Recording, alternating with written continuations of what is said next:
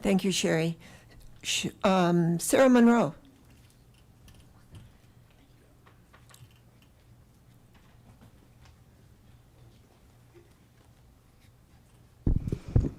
Hi there, I'm Sarah Morrow. As a subscribing member of Longmont Public Media and as a Longmont resident, I feel LPM merits support from the city too. LPM is where I've grown my local real estate business, performed original music, and expanded my social and my professional network. It's my third place where I've acquired skills that have boosted my confidence as an artist and as a professional. LPM consistently provides the following great things. Number one, training and education for entrepreneurs and community members in video editing software and in the use of high-end equipment like professional lights, cameras, drives, and microphones. Now, when I say training and education, I don't mean like a 1-hour tutorial on color correction, though that is an offering.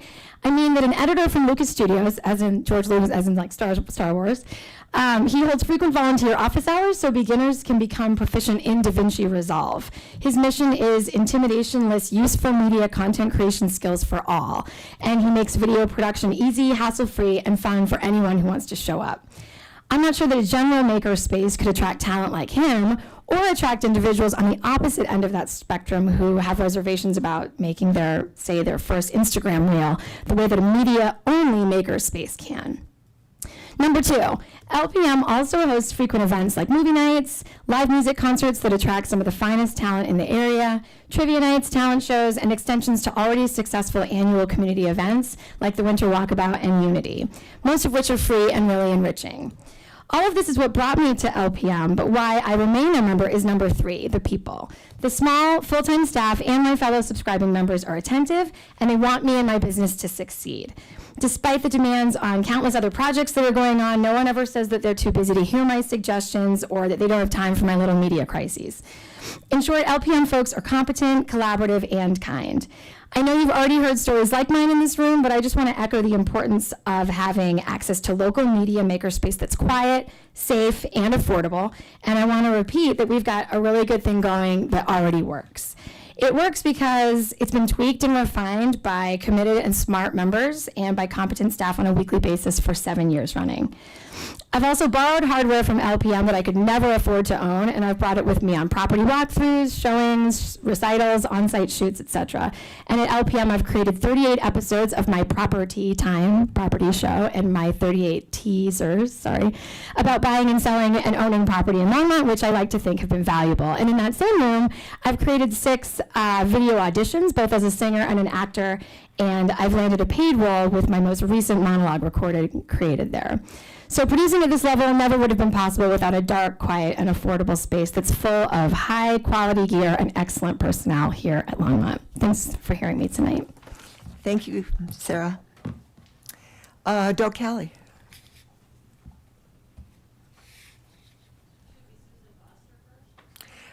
Susan Foster has her address in Lyons. This is called... Okay, Susan, if you can give us your address in Longmont when you come up.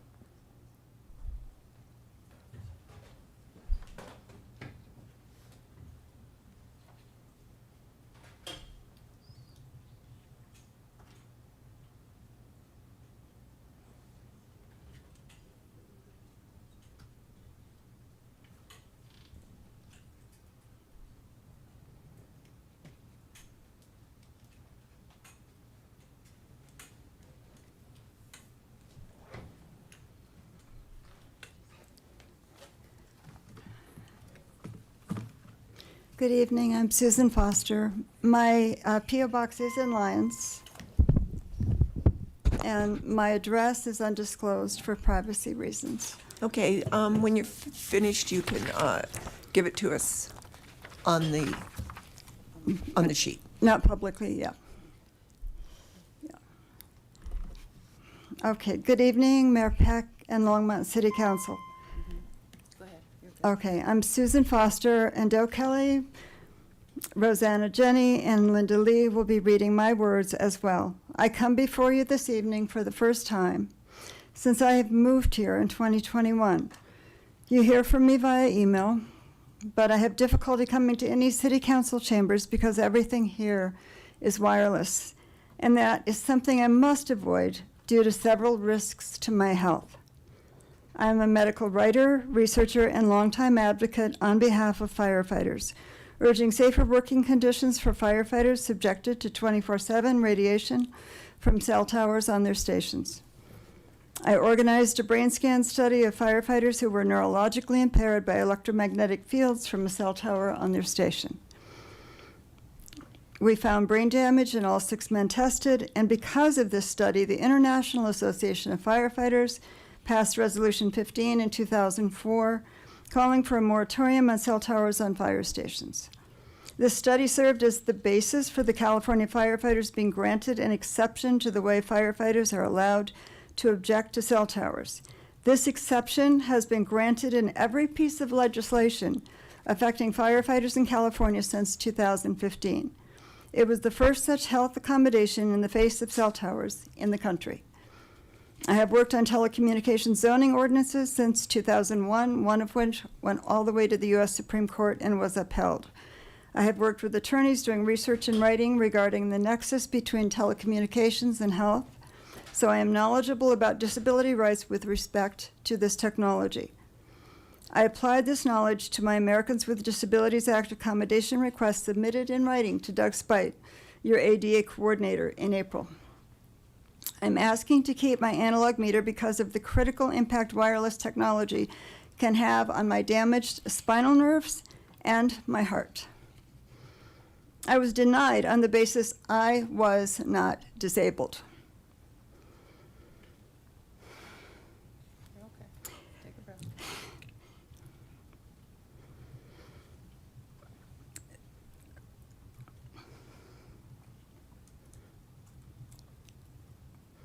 I was denied because Daryl Hahn of Longmont Power and Communications and Mr. Spite decided I only feared the technology.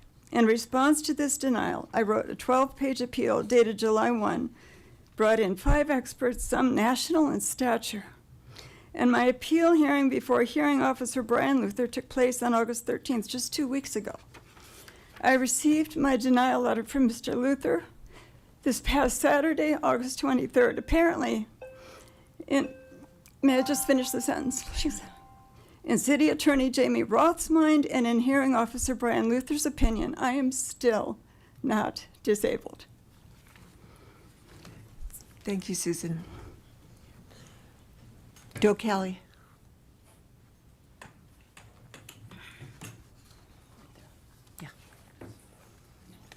Okay, I'm Doe Kelly of Barberry Drive, and I'm going to be reading the second part for Susan Foster. And I'd like to say that after all of us speak, we also have this transcript available for any press that may be here tonight. In my appeals hearing on August the 13th, I was denied my top experts. Their brilliant science-filled letters were thrown out, and thus evidence could never be presented that the implanted metal inside my body heats in the presence of electromagnetic fields and RF radiation. Further excluded was testimony that heated metal can trigger another coronary spasm which can ultimately take my life. Please keep in mind, I never applied for accommodation based on EMR sensitivity, yet that is why Mr. Luther denied my ADA appeal. Am I sensitive to this technology? Yes, I am. I spent too much time in fire stations with cell towers capturing firefighter stories, many of whom had become sensitive to the technology because they were exposed 24/7.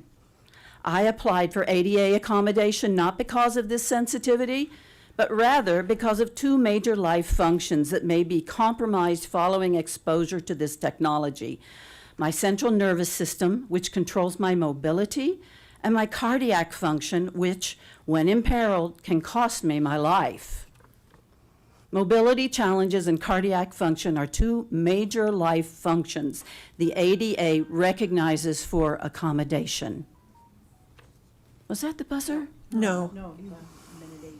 Under the requirements of ADA Title II, a person must be substantially limited in one or more major life activities ADA requires public entities like cities to make reasonable accommodations when necessary for individuals with disabilities to participate fully in a city service, which LPC is, unless doing so would fundamentally alter the nature of the program or cause an undue burden. I've been advised by medical professionals that I must keep my analog meter to guard my mobility and my cardiac function. The retention of an analog meter is allowed in the following states: California, Nevada, Arizona, Texas, Georgia, Hawaii, and Michigan. I'm sure you're wondering, why not accept an opt-out meter? Longmont Power and Communications tells you they are harmless. For people who are extremely sensitive, opt-out meters can present a significant problem because their sophisticated electronics produce EMFs that are conducted along the wiring and radiate throughout the home. This poses a risk to my central nervous system, to the nerves in my body that control mobility. Thank you, Doe. Rosanna?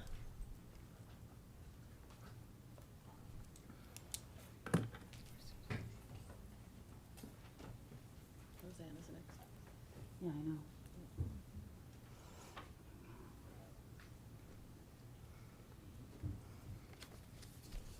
She didn't get the memo. Mhm. She just has to come down.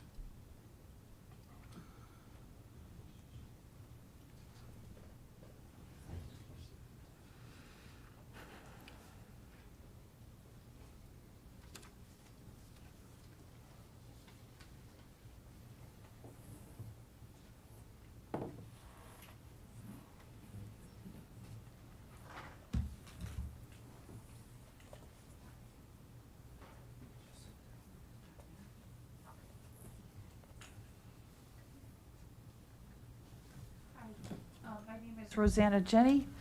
I live at 1224 Venice Street in Longmont. I'm just continuing where Doe left off. I'll just reiterate the sentence before. This poses a risk to my central nervous system, to the nerves in my body that control mobility. I need everything going my way to stay out of a wheelchair. This also poses a risk to my heart because constant exposure will challenge the heart and make me more susceptible to another coronary spasm, which could take my life. At that August appeal hearing, 3 experts who could have overcome every objection to the ADA coordinator's June 4 denial, done in collaboration with LPC's Daryl Hahn, were excluded. 2 of the 3 experts were left waiting on Microsoft Teams for hours, never being allowed to testify. Their letters were removed from my evidence. City Attorney Jamie Roth objected to their presence. Hearing Officer Luther concurred, thereby eviscerating the substance of my appeal. Regarding my experts, you don't get any more qualified than Kent Chamberlain, PhD, president of the Environmental Health Trust. Dr. Chamberlain was going to testify the implanted metal I have from my tailbone to my jaws, partially captured on this image before you, will conduct, concentrate, and heat in the presence of electromagnetic fields. Cells adjacent to the metal, including nerve cells in my spine, can die. Mr. Tony Simmons, PE, electrical engineer, was going to testify that the tips of the screws will become the hottest point of all the implanted metal in my body. Notice the screws that are aimed toward my chest cavity, in other words, aimed toward my heart. Both were going to testify that in 2021, the DC Circuit Court of Appeals affirmed the current RF guidelines do not protect the public from harmful effects of wireless radiation. That includes smart meters. So why did hearing Officer Luther deny their expertise in my ADA appeal? I believe he did so in order to win this appeal for the city at any cost. Your city code at 2.98.020 allows for rebuttal witnesses and a full and true disclosure of the facts. I was denied 3 of my witnesses. My due process rights and most significantly, my state and federal disability rights were violated. Daryl Hahn, head of the smart meter program at LPC, contributed to the illegality of the hearing by testifying that he didn't like giving preferential treatment to people who have money, and if he accommodated me, it would be a slippery slope. Neither is a legal reason for denying an accommodation request. Thank you, Rosanna. Sure, thank you. Linda Lee. Okay. Leave this for her. Hi, my name is Linda Lee. I live on Heirloom Way in Longmont. I'm going to continue for Susan. What I experienced was an extraordinarily biased hearing designed to fail by LPC's Daryl Hahn, City Attorney Jamie Roth, and Hearing Officer Brian Luther. This was a shameful yet perfectly choreographed kangaroo court threatening all of the appellants with power shutoffs, myself included. This past Saturday, August 23rd, when I received Hearing Officer Luther's denial letter, he wrote he was denying my appeal because her stated disability of EMR sensitivity is not recognized as a medical condition under the ADA. That's false. First, I did not apply for the ADA because I'm EMR sensitive. I applied because the technology interferes with neurological function, which translate to my mobility. Further, this technology can cause my heart to stop and my life to end. She's risking her life just being here tonight. Second, the ADA does not have a list of approved medical conditions. It's up to the doctor to state a patient is sufficiently disabled and needs accommodation. As for EMR sensitivity, I have news for city officials. The U.S. Access Board, the federal agency that advises the U.S. government on how to accommodate people, has since 2002 that electromagnetic sensitivities is a recognized disability. The acceptance of EMR sensitivities was first published in the Federal Register 23 years ago. When the law is set aside, when state and federal disability rights are trampled, the city council must step in to defend its residents and preserve their rights. Longmont needs to start reaching for where you lost your heart for humanity. When did it become acceptable in this city to disregard the rights of the disabled? Have you ever asked yourselves why you are doing this? In the name of protecting the climate, a goal she embraces. Aren't you forgetting human beings who live in a city under your charge should not be made to suffer in the process of achieving a noble goal? On behalf of myself and a handful of others who were wronged in these appeals, I ask you, 1, add an analog opt-out option as an amendment to the city code. 2, hire a completely independent legal investigator to determine the full extent of the due process violations by Longmont's Deputy City Attorney and the Hearing Officer, Brian Luther. Thank you. This concludes Susan Foster's remarks. Thank you, Linda. You're welcome. Karen Kroll.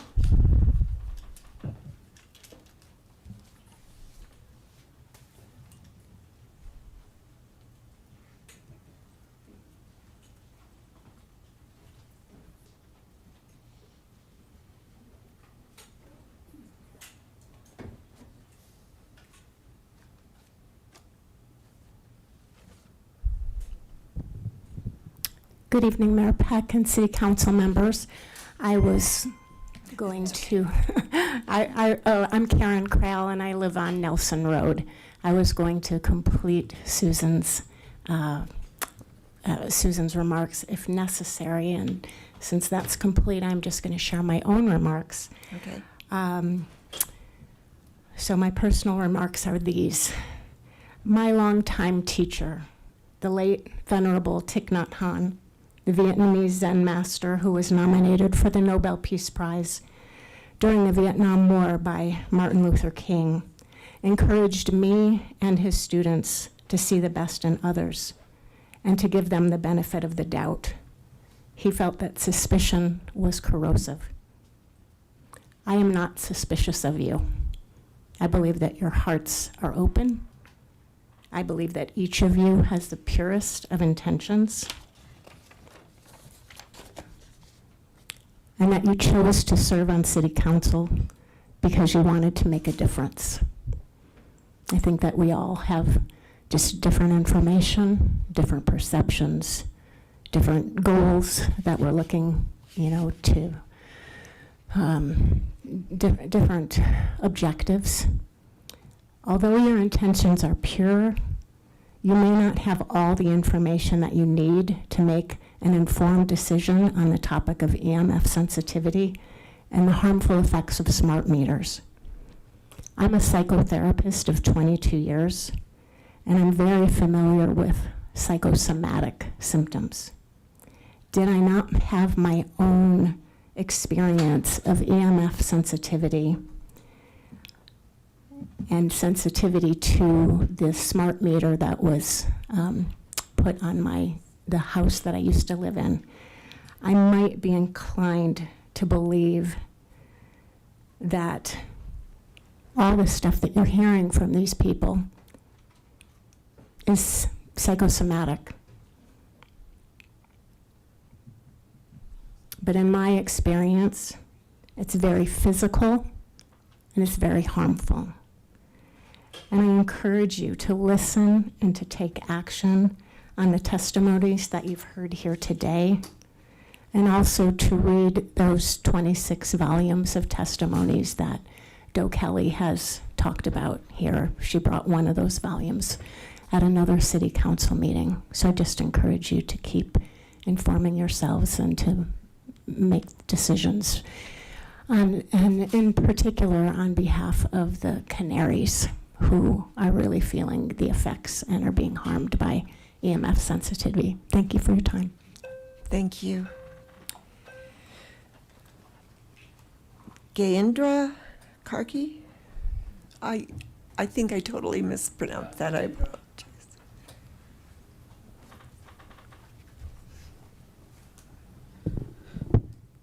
Hello, my name is Gajendra, and I'm here at 557 High Point Drive.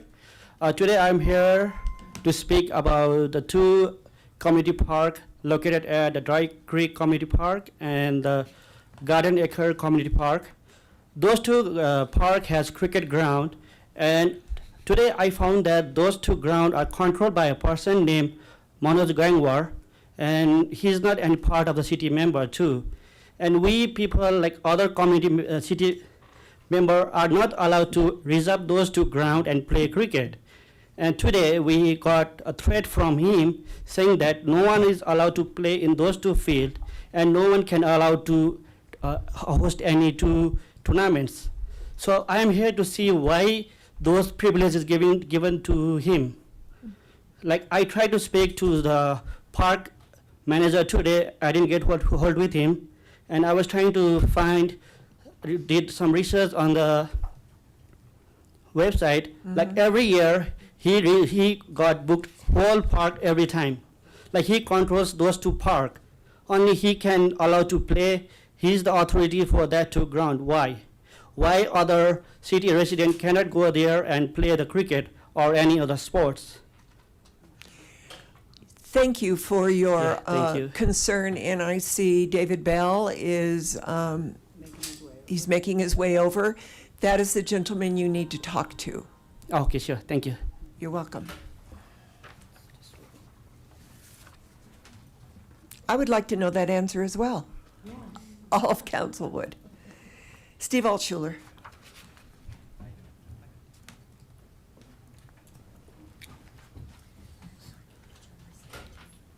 Good evening. Steve Altschuler, 1555 Taylor Drive.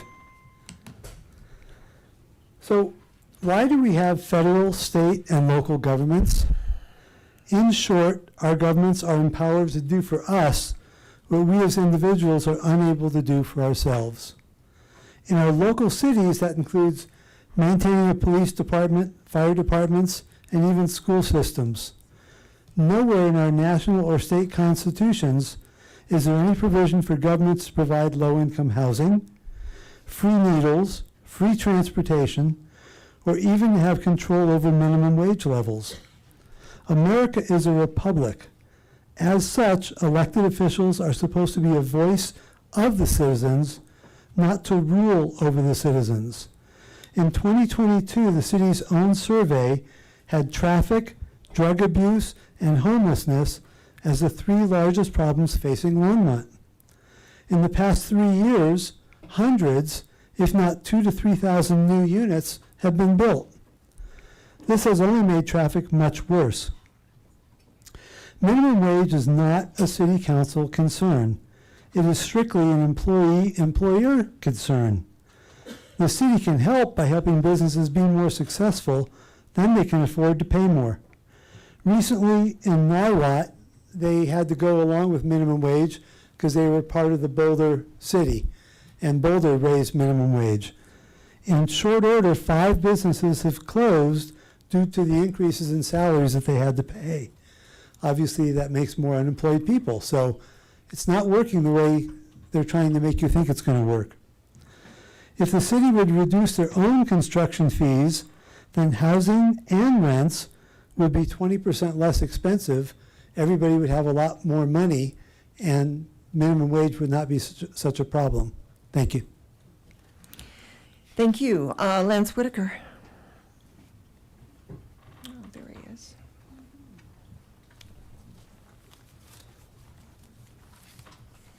Hello, Mayor and Council. My name is Lance Whitaker. I live at 1750 Collier Street, Longmont, Colorado. Been a resident of Longmont for over 40 years now. I'd like to say today is National Women's Equity or Equality Day. Yes. National Got Checked Day. So all you women who are out there, make sure you get checked. National Web Mistress Day. National Cherry Popsicle Day, and of course today is also National Dog Day, and I miss all 4 of my dogs, so I hope anyone who has a dog goes ahead and spend a little time with them today. I'd also like to mention that my neighbor's sidewalk at 1800 Collier Street is horrible, and it's got 2-inch gaps on it, and it's all uneven like crazy, so that could be needing of some repair in the near future, if possible. Other than that, Are you familiar with Service Works on our website? no, I don't do You a can whole put- lot of web. I You don't could do a whole put that, lot, you but could put that in there and it would go directly to the right department. Don't have a tower presently. Okay. So, if you could point me to someone. I'll get it. Okay. There we go. See, Lance? I know, It's all I just good. gotta mention it, and there you go. Thank you. and By the have a way, you look a lot better. Congratulations on your surgery. It looks like you're doing well. I'm coming along very well, and thank you all for your support. I appreciate all of it. Thank you. You're welcome. Okay, seeing no one else on first call public invited to be heard, I will. Oh, you're at the very bottom. I didn't see you, Terry. Come on up. They're way down there.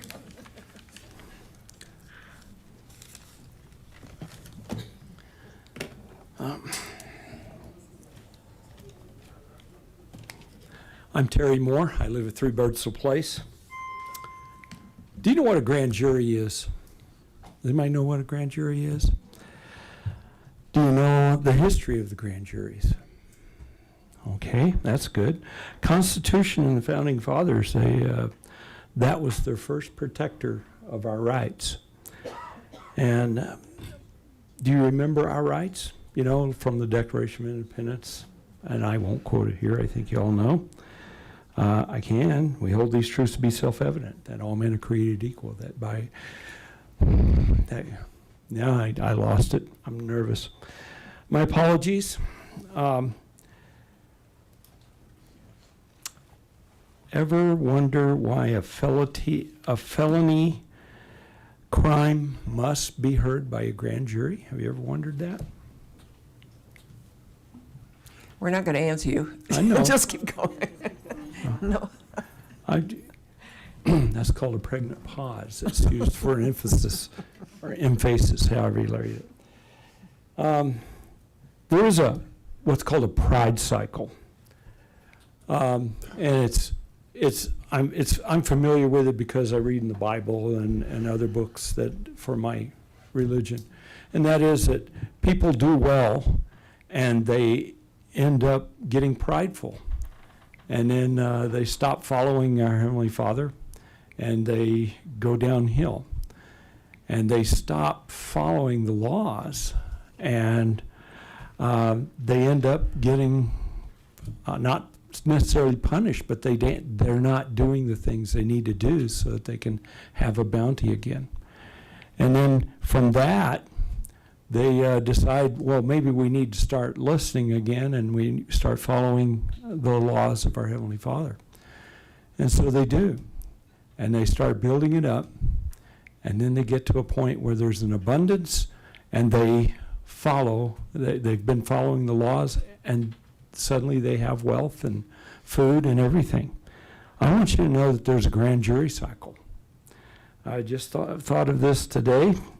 It's similar.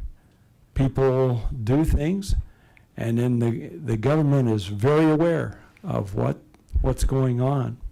And then things kind of go, people get relaxed, and they don't have to worry about coming to city council or serving in a grand jury or serving in a regular jury.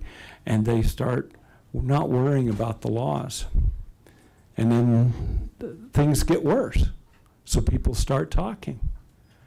And if it stays bad long enough, grand juries come back. Grand juries are what would have taken care of Susan Foster long before it got that far. Thank you. Zoe Galloway? I got my pen. No, this is somebody else's pen.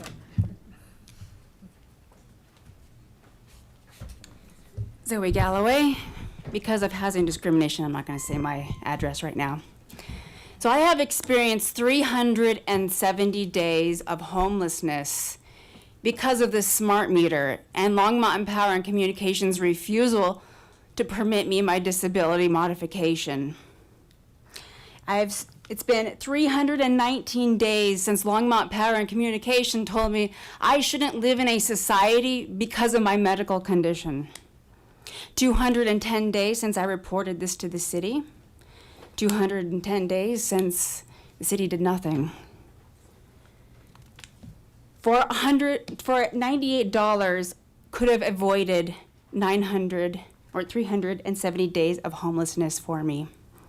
I've been sleeping in my driveway, and it's been so hot this summer where I had nowhere to go. I've had to go to my hose and hose down my hair and my clothes and put ice packs on me because I had nowhere to be except my porch. But as of recently, the smart grid around my house from the smart meters have disabled me so much that I can no longer go within 15 feet of my house without developing paralysis on the right side of my body. Yet still, Longmont Power and Communications refuses to permit me any disability modification for my house. So I've come here to tell my public servants who are supposed to be working for us my emergency demand for relief. Within the next week, by the end of the week, my disability modification that I bought myself needs to be on my house. And this city needs to immediately stop all discriminatory surcharges on people with disability who need these, require these to prevent paralysis, just like me. And my third one for emergency relief is you need to change out my neighbors' meters and return them back to the AMR meters that they used to have because it's causing me health problems. At this point, I would like to point out that put on the public record that Longmont Power Communications is in the room, and they heard this testimony and my demand for relief, and refusal to put this on my house at this point is egregious conduct of intentional discrimination of a protected class, electromagnetic radiation syndrome. And you have full awareness and full knowledge that this is happening. Thank you. Thank you, Zoe. Now, seeing no one else on the list, I'll close first call public invited to be heard, and we will move on to our consent agenda. Dawn, would you mind reading the consent agenda into the record? Absolutely, Mayor. The second reading and public hearing for all ordinances introduced on this consent agenda will be held on September 9th, 2025. Item 9A is ordinance 2025-51, a bill for an ordinance making additional appropriations for expenses and liabilities of the City of Longmont for the fiscal year beginning January 1st, 2025. 9B is Resolution 2025-46, a resolution of the Longmont City Council approving an intergovernmental agreement between the City of Longmont and the Colorado Department of Transportation for surface transportation block grant funding for the Safe Signals to School project. 9C is Resolution 2025-47, a resolution of the Longmont City Council authorizing an agreement between the City of Longmont and Blue Dog Properties LLC for purchase of a portion of the real property located at 1060 Boston Avenue for the Boston Avenue Connection Project. 9D is Resolution 2025-48, a resolution of the Longmont City Council authorizing an agreement between the City of Longmont and SHB LLC for the purchase of a portion of real property located at 1040 Boston Avenue for the Boston Avenue Connection Project. 9E is Resolution 2025-49, a resolution of the Longmont City Council approving the intergovernmental agreement between the City of Longmont and the Federal Aviation Administration for a grant concerning taxi lane reconstruction at the Vance Brand Municipal Airport. And 9F is approved 3 capital improvement program amendments. Thank you, Don. I want to pull 9E. Are there any other counselors that want to pull things from our consent agenda? Seeing none other, I pass the consent agenda minus 9E. I'll second. It's been seconded by Mayor Pro Tem Hidalgo Faring. Let's vote.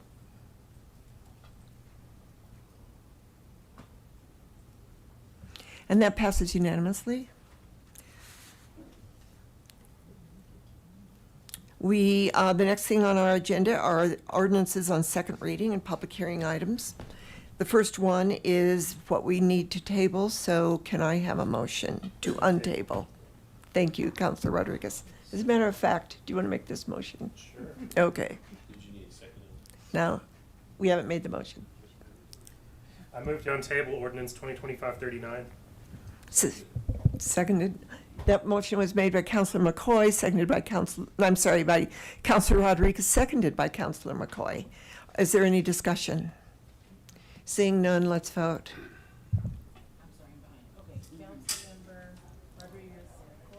Correct. And that passes unanimously. Now we need a motion to bring it back on the 23rd. Mayor, did you want to do your one public hearing before you?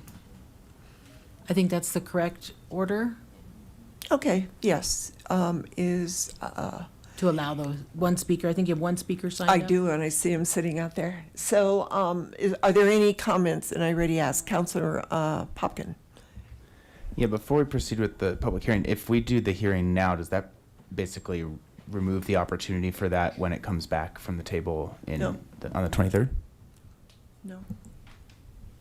Mayor and council, you can always reopen the public hearing and take more testimony. Okay, thanks. I would want to make sure that we preserve that opportunity. Thank you.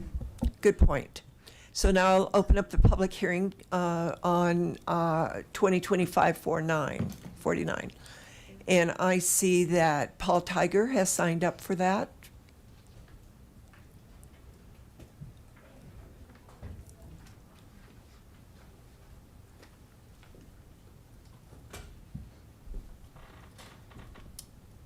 This is the LLC, correct?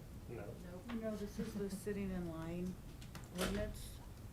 Yeah, that's what you put down, Paul. You signed up for the sitting or lying down in commercial districts. Yes, I thought you were tabling that. We untabled it so that you could make your comment, and then we will. I'm then- having trouble hearing or thinking, whichever. Well, I'm having trouble talking, so we're. Paul Tiger, somewhere in Longmont. Thank you. Okay, all right. Well, oh, and then there's the magical tones. As previously mentioned, I was a merchant on Main Street in Longmont. I was also a merchant on Nelson Road. I had some difficulties with people who are unhoused who were congregating outside my shop and behind my building. I would say that 90% of the folks were friendly and there wasn't an issue, and then there was some in where there was an issue. In fact, I was maced behind my building, but that is not the sidewalk, that's the alley. I was maced by an unhoused person. I was hoping that the city police officers would have some leeway to talk with folks that are occupying the sidewalk and loitering. And I think it's fairly simple. One of the things, though, that in contradicting or opposing, there have been other folks here who have advocating for a homeless or unhoused. And kind of, you know, I used to live in Boulder, and there is definitely an animus against homeless people in Boulder. There isn't here. And I think that officers here are quite gentle. And I don't expect that, you know, we're going to be rounding up the usual suspects and sending them to a work camp. I mean, this isn't Longmont. I mean, this is Longmont, and we are nice to each other. Thank you very much. Thank you, Paul. Is there anyone else in the chamber that would like to address this bill, or this ordinance? Seeing no one, I'll close the public hearing on 2025-49 and ask for a motion. I move to continue to set date certain September 23rd. Second.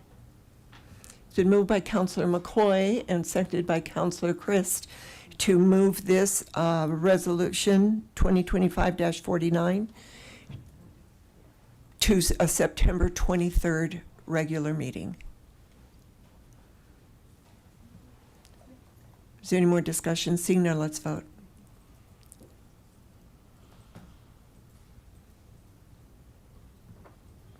And that carries unanimously. There will be public hearing at that time as well. The second one on our list, I'm sorry. 2025-46, it's a bill for an ordinance of the Council of the City of Longmont establishing the Longmont Tourism Improvement District. Do I have any comments from councilors? Seeing none, I will now open the public hearing on 2025-46. Is there but anyone in the chamber that would like to speak to this? I think Sarah was saying it. Oh. Sarah, okay. Oh, you're good? Okay. She's good.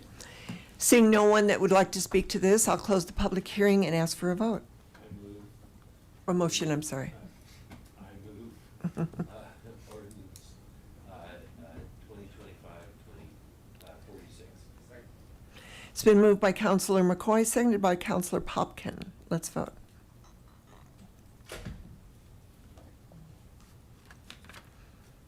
And that passes 6-1 with Councilor Christ opposing. The next one on our list is 2025-47, a bill for an ordinance making additional appropriations for expenses and liabilities of the City of Longmont for the fiscal year beginning January 1st, 2025. Are there any comments or questions from councilors on this bill? Seeing none, I'll open up public hearing for 2025-47. Is there anybody in the chamber that would like to address this? Seeing no one, I'm going to close the public hearing and ask for a motion. I move ordinance 2025-47. Second. It's been moved by Councilor Christ to move 2025-47, seconded by Councilor McCoy. Let's vote.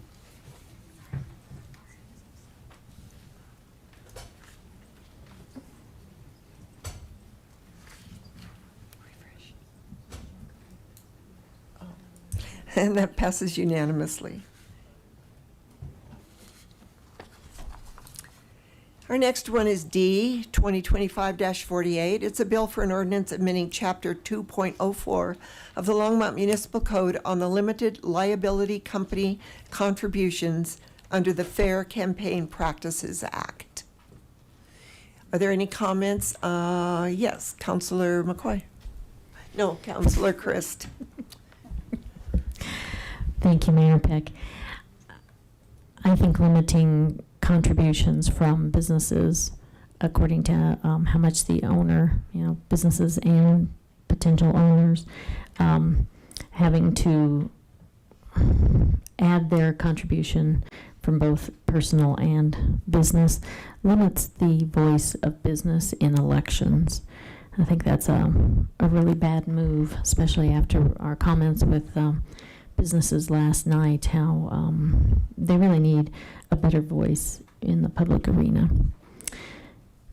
So I oppose this, and I would move that we, oh yeah, that's right. Okay, so I'm in opposition to this.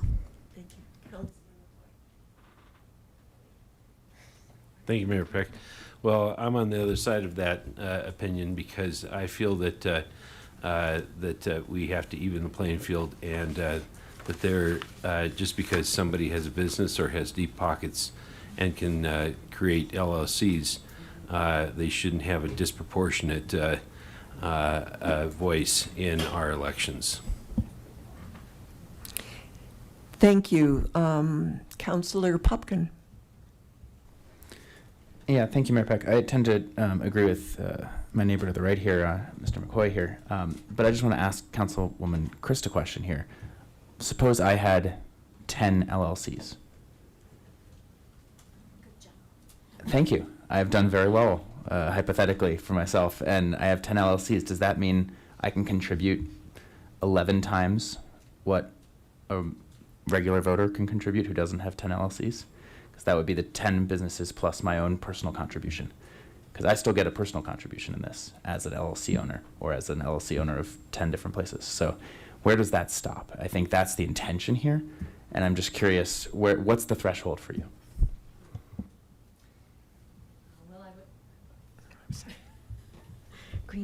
Green always means go to me.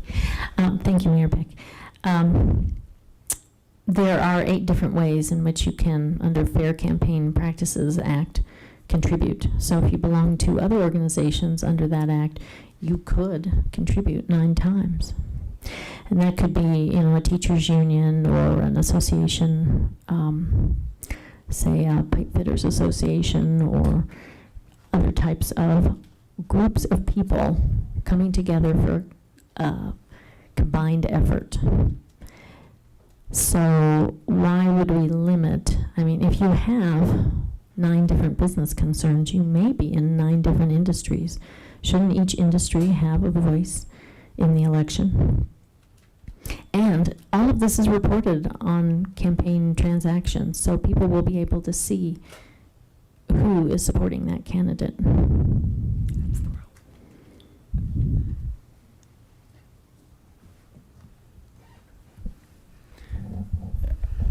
I appreciate the discussion. Just because it's reported doesn't mean it's reported as the individual to see who owns what LLC. It's not like it's Matthew Popkin LLC 1, Matthew Popkin LLC 2.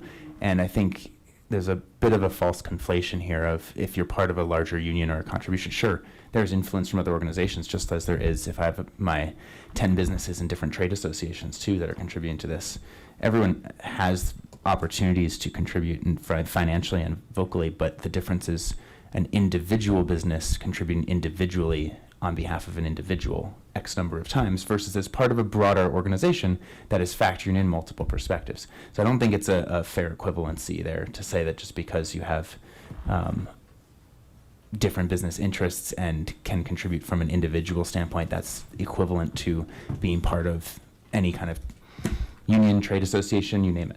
I just don't think those are parallel situations. Thank you. Okay, so we got both perspectives. That's great. Seeing no one else on council, I'll open up the public hearing on 2025-48. Is there anybody in the public that would like to address this? I'm signed up. Paul Tiger, somewhere in Longmont. I was on the task force 10 years ago and then Elections Commission. The law that we're adopting, or code that we might be adopting this evening, comes from 2015 and 2017 state laws, which were adopted for statewide. And what it says is that there's no limitation. You can give, but you need to say who you are. It's about transparency. It doesn't block people from giving. I've had the discussion with members of staff of the city clerk's office and so on. So how many times can somebody give? I think actually they can probably give a lot of times, based through LLCs. But we see that that's transparent and that they put their name in there. What we then need, is the clerk would need, is a complaint from the public, from someone who says, hey, there's a person here who's given multiple times. Is that an issue? Mm-hmm. I'm not saying that it is an issue. I'm just saying that you should. So if you want to advocate for someone for running for public office or giving to a campaign, why would you be a secret? What's secret? So that's really dark money. And I think I just want people here in my town, I don't care about the rest of the world, my town, and to say, hey, I'm supporting someone, and here's my money, and that's my voice. Yeah, money is voice. It is. So that's all I'm asking for here, and that's what I'm hoping that you're voting for here, is transparency. Thank you very much. Thank you, Paul. Is there anyone else in the chamber that would like to address this? Seeing no one, I'm going to close the public hearing on 2025-48. Ordinance 2025-48. Second. It's been moved by Councilor McCoy, to move 2025-48, seconded by Mayor Pro Tem Hidalgo Faring. Let's vote.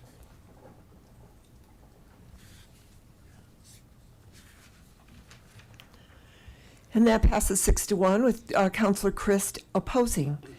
2025-49 is a bill for an ordinance authorizing the city of Longmont to lease the real property known as Vance Brand Municipal Airport Hangar Parcel SH9, the premises, to Nathan Thompson, tenant. Is there anyone on council that would like to comment or address this? Seeing no one, I'll open up the public hearing on E 2025-49. Is there anyone in the public that would like to address this bill? Seeing no one, I will close the public hearing and ask for a motion. I'll move 2025-49. And it's been seconded by Councilor Yarbrough. Let's vote.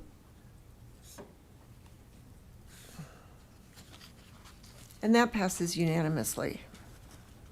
What do we have that's next? We have one more. 2025-50 is a bill for an ordinance authorizing the city of Longmont to lease the real property known as Vance Brand Municipal Airport Hangar Parcel SH10, the premises, to FB Hangar LLC, tenant. Is there anyone comments from council? He left. I know. Seeing no comments from or questions from council, I will open up the public hearing on 2025-50. Is there anybody in the public that would like to address this? Seeing no one, I will close the public hearing on 2025-50 and ask for a motion. I'll move 2025-50. Can I have a second? Second. So, Mayor Pro Tem Hidalgo Faring seconded that. Let's vote.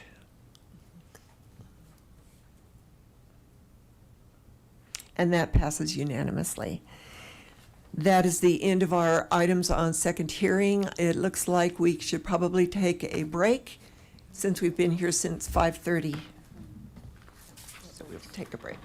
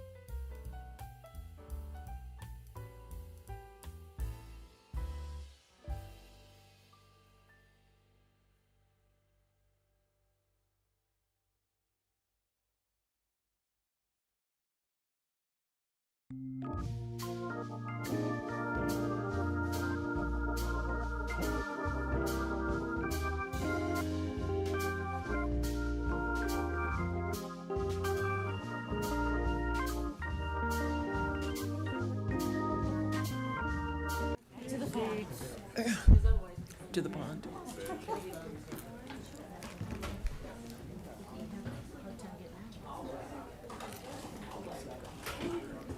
Who are we waiting for?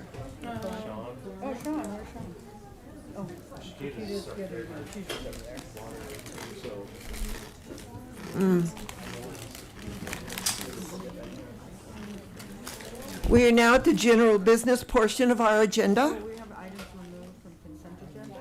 Oh, that's correct. So I pulled item 9E from the consent agenda. And this is a resolution of the Longmont City Council approving the intergovernmental agreement between the City of Longmont and the Federal Aviation Administration for a grant concerning taxi lane reconstruction at the Vance Brand Airport. And the reason that I pulled it is that even though we're going after a grant assurance loan, we do not have the local match yet for that loan. And as the council is looking at a way of making our airport more sustainable and being able to figure out how we are going to generate income there with our first look at landing fees, I am going to ask that we table this, or move to table this resolution until we've made a decision about the landing fees. That's been seconded by Councilor Yarbrough. Is there any discussion? Councilor Popkin? Yeah, thanks, Mayor Peck. I understand the spirit of your motion here. I first have a clarifying question for staff on this. So, this is through the Airport Improvement Program. It's a federal grant. Is there a deadline? And are we working in service of a deadline here that could render this a tabling thing, make this harder to navigate? I can speak a little bit to this. Mayor, City Council, Leva Brown, Airport Manager. I know currently the deadline for this grant is very soon. It's within the next month or so. So this could potentially be an issue. I guess the question would be at that point, I'd need to reach out to the FAA and see what the possibility for an extension could be. I don't know the specifics on that. We don't know what the deadline is for this? The deadline for this particular one, if I recall correctly, is actually the 29th of this month. Of August? Yeah. No. So we got this pushed as quickly as forward as we could to the City Council. Now, I have been working with the FAA, and they had said that they will extend it a little bit for us, but I would have to have a further conversation with how far they would be willing or able to extend the grant after that. So even the second reading deadline or even the second reading current timeline of September 9th was going to be past the original? It was, and that had been talked about with the FAA to make sure that we were on the right page. This is a resolution, so there wouldn't even be one reading. No, but that had also been talked with about them in the conversations that I had. Oh, the budget was on second reading for the airport budget would be on second reading for September 9th. Is that what the council comment is saying? No, it's a resolution, so just one reading. Maybe I can help. Yeah. Sandy, can you jump in? I think this is connected to the match for the grant will be appropriated and added to the budget on September 9th. Yes, and Thank Sarah's you. going to help me out in case I bungle this, but for the airport, the way that these matches are held is they're held in the fund balance until the grant is secured. And then once that's the case, so it's not that it's not budgeted or that there's no money for the match is there, it's in the fund balance, and then once the grant comes through, then we appropriate the money to be the match, and that appropriation is set for September 9th. So I must have read it incorrectly in the council comm then. So there is no budgeted match. That is true because we leave it in the fund balance. It doesn't mean that we don't have money. We just leave it in the fund balance until it's time to appropriate it for the grant. Okay. And I'm sorry, Levi, did you say that the deadline was August 29th? Yes, the 29th of this month, yes. So, Assistant City Manager Cedar, is when in the council comment it says it is not yet budgeted, does that mean because it hasn't been appropriated, so that's why it's not falling in. That's the operative word. Thank That you. makes difference. We'll be clearer about that next time. I'm just glad we're clear about it now. Cool. Well, I would strongly encourage us to reject this motion and reconsider a different motion to move this forward. I think a 5% match situation for airport infrastructure improvements is a good trade-off here. So, Levi, how soon can you ask the FAA for an extension? Will you find out that answer? I mean, I could certainly start the conversation quickly. I'm not sure what they'll say in response, but I could send an email, the next day or so. Okay. Levi, can you turn off that mic over there? Oh. I just wanted to also make one more point on this topic, which is I think what can sometimes get confusing with grant matches here is that this is helping us secure this other funding. It doesn't mean we can't consider other revenue sources for other needs that we have at the airport. And I do understand where, Mayor Peck, where you're coming from on this when we're thinking about how do we make sure that we are creating a sustainable financial model for the airport. Part of getting some of that infrastructure funding vis-a-vis these grant partnerships where we're only putting in 5% is kind of how we work up to that. But we do need a broader conversation, to your point, about kind of what is that more fiscal sustainability aspect. Okay, I'll withdraw the motion, but now everybody knows that I want that airport to start being profitable. So I think And we're we can. looking at that. If I can provide some context to Yes. this is, I think this is one of the issues that we've actually had historically at the airport where we have to accumulate funds in fund balance and then to actually provide the grant match. And so if you look historically at what we've done, when we put the water and the wastewater lines in, it took us a while to accrue the funds. And then we did it, and then you have to accrue funds again. And so when we look at, to your point, the capital expenses that are frankly needed there, and you look at the revenue stream, and we're going to go over this in detail as part of the budget process, what you'll find is it takes us a long time to accrue grant match. And so there is a need for additional funding at the airport in order to provide that grant match to do and look at other projects. So there's a funding challenge on that piece on the capital side. Is that correct, Sarah? Over time? I'm sorry, Okay, I think that's right. So one of the questions is if you had an opportunity to get a $7 million grant to build taxiways or electric service on the correct. south side, our problem is the grant match. Right. To that piece, and that's an ongoing struggle that we've had at the airport. So it takes us time to build that. So to your point, if we're really looking at investments and how you want to approach it in the future of the airport, we do need to look at additional revenue streams. Right, and that is the point I'm trying to make in public. So I withdraw my motion and move 9E 2025-49. Second. And that was seconded by Councilor Chris. Let's vote. I'm sorry, I thought you were finished. Councilor Popkin. I was waiting until we made the next motion to make the final comment. Airport Manager Brown, I had one more question for you on this. So the Airport Improvement Program can fund a variety of different things. What I would love to know is why, so this is what, $567,000 grant. Presume with the match funds would be basically at 600 grand. Why is can you explain why the reconstruction of the taxi lane is the kind of optimal use of these grant funds when they're multiple purposes? I can talk a little bit about that. Great. So on a yearly basis, we actually have what we call a CIP meeting, independent CIP meetings just with the airport, with the state, and with the federal government. So we actually have combined meetings together. And they come out and, as these are the individuals that are providing this grant money, they have very definite opinions on kind of what they think the best use for those grant dollars are. So it's kind of a negotiation process. I, as the airport manager, bring the things that we as a city feel are important. The FAA brings the things they feel are important. The state brings their pavement index calculations, their inspections, and the things that they feel are important.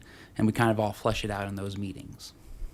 So you're saying the FAA, CDOT, and us all have a sit down to discuss what we should prioritize at our airport? Yep, we do.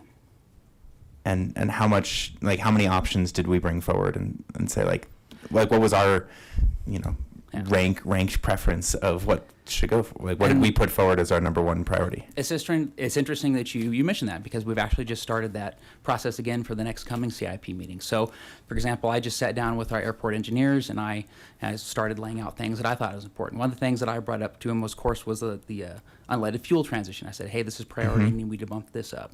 Another thing I brought up to him was I'd like to start talking about the changing the lights on the airfield from incandescent to LED. So let's start talking about that. So we've started kind of positioning what we would like potentially see those projects, and as we go into the meetings with the state and with the FAA, we'll start to kind of flesh out.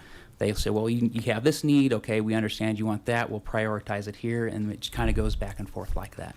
And so is our priority based on our current airport master plan? Is it based on other preferences and programs? And where does the FAA come at this from? Like, where do the folks who don't manage our airport and see those issues on a day-to-day basis come from when they're saying, this is what we want you to spend $560,000? It's kind of based on all that, but yes, kind of what you said, there's a focus on the master plan. So whenever we start these conversations, a lot of things usually draw back to that. It's like, oh, hey, here's what your master plan had out. Okay, here's the things that, are still viable today. Here's the things that we need to pivot from.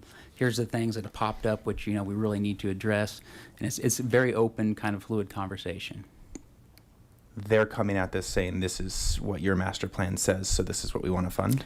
Not necessarily. It's a little more flexible than that. They're not going to pull up that master plan and say, okay, here's what you got here. This is what we're going to go down. There is important things in that master plan to allow things to be fundable, as we will address when we do our new master plan update and stuff like that. But it's a little more complex than just like a list straight from the master plan. Okay. Okay. It's a complex process. No, I mean it's actually. I mean, I recognize that there's a process here, but it's not complex in that, like, we should have a set of priorities that we think are necessary. Yeah. Maybe they have some priorities too, but ideally they're mostly aligned because if I understand correctly, you maintain regular relationships and contact with CDOT and FAA. And you're absolutely correct. Yeah. So, and there's things as a city, as an airport, that we want to bring to it and we want to push so forward. is this what we're asking for on the taxi lane reconstruction? Is this our priority or someone else's? This one is going to be a priority purely from the fact that the pavement index on this particular taxi lane is essentially 0. So it's end of life. It's kind of beyond end of life. So now we're reaching into points of, passing inspection with the FAA, and we are obligated to maintain the airport to a certain standard. So they're definitely very concerned in making sure we get this pavement taken care of. So the point, my history in this is that if the state DOT and the FAA are seeing safety issues in their mind or infrastructure issues, you can throw these other things out. They're going to draw you back into that core infrastructure in terms of funding it first, based on the pavement index and things like that. And it's also not uncommon when they know you have other infrastructure challenges. As money frees itself up, they'll go, hey, do you have a match for this? And it typically is that hardcore infrastructure piece that's related to that. And so that's typically where they'll pull you back very quickly into that side of the conversation. And they pull us back and say, you have to do this because it's a safety issue or a physical infrastructure risk, or we'll throw this in on top because you also need to do this, and we recognize that, but we also, as an FAA, have a stated 2030 goal of switching all municipal aviation to unleaded fuels. So typically they're going to go to the immediate infrastructure issues. And so if you have pavement that's at end of life or you have dangerous conditions, they're going to drive you to focus on that first. Okay. Well, I'm glad we're focusing on investing in our airport infrastructure. I want to make sure that we are also trying to really put our strongest foot forward in terms of our priority needs. And to Mayor Peck's intent, I think, and spirit of her comments before, we're grappling with what that is because there's so many, part of the reason I'm harping on this is because there's so many concerns that we're hearing from pilots, from residents across the community. And, I'm just not quite sure how reconstructing the taxi lane fits into that. I'm not saying it doesn't. We just don't have a sense of how that fits in. So I want us to get the funding that we need for our safe infrastructure. I just want to make sure that we're also pursuing priority infrastructure needs and priority improvements as we proceed. Thank you. Good. Thank you. Now we can vote on this.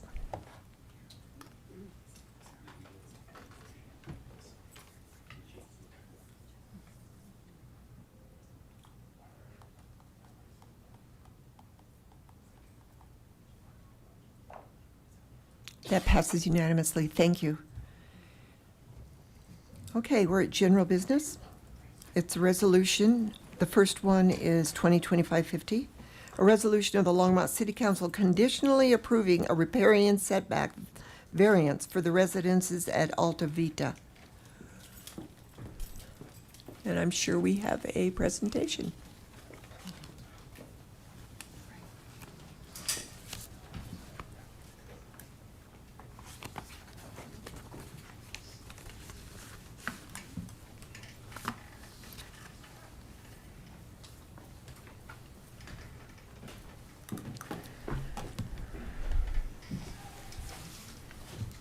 Okay.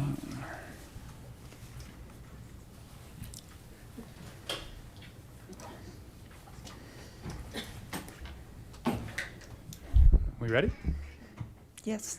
All right. Good evening, Mayor Peck, members of council. Zach Blazik, Senior Environmental Planner, Development Services.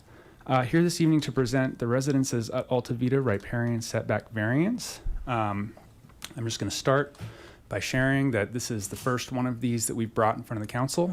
The riparian setback and that whole code and the process was set in 2019, and we haven't actually brought one of these projects before you until now. So this is the first applicant that has gone all the way through the process. So be kind to us. From a zoomed out perspective, this is Dry Creek number 1. Runs on the west side of town over by Ken Pratt and the mall. Control L. Thanks, Don. That's way better. Anyway, this is kind of the zoomed out. This is the big water body that we're looking at. In the code, LMC 1505020F1 applies a 100-foot setback to all stream and creek corridors and riparian areas as defined in Chapter 1510, not listed in that section.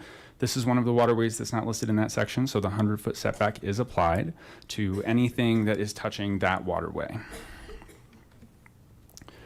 If anyone wants to come in and do development along that setback, they want to put any buildings and structures, accessory building structures, fences, walls, streets, access drives, parking areas, outdoor sales, display storage, and activity areas. They have to go through the following process. So again, we have an applicant, they're coming through, they want to do construction within that 100-foot setback area. This is the process that they have to go through.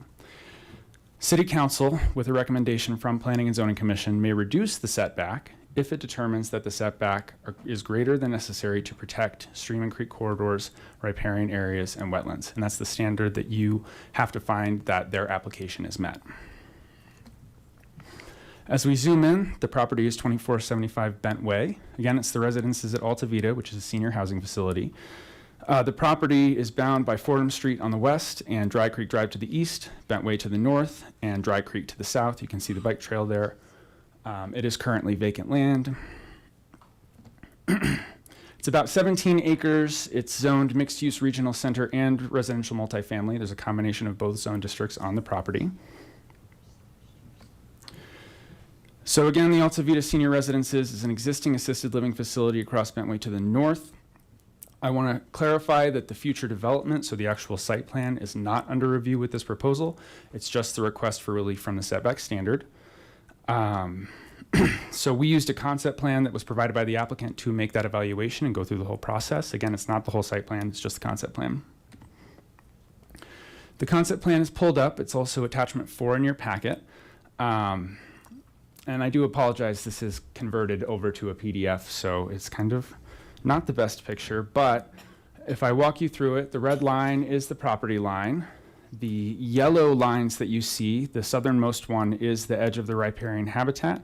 The northernmost is that distance 100 feet, showing the setback. And the blue line is the setback that has been requested by the applicant along the bike path. This is a variable setback. It's not set in any one direction. They're just saying we want to be able to build up to the bike path. There is a specific set of review criteria for this application. It's different from the standard variance procedure. The applicant will speak to all of these criteria in their presentation. However, I do just want to highlight that the development has satisfactorily completed a sustainability evaluation system assessment.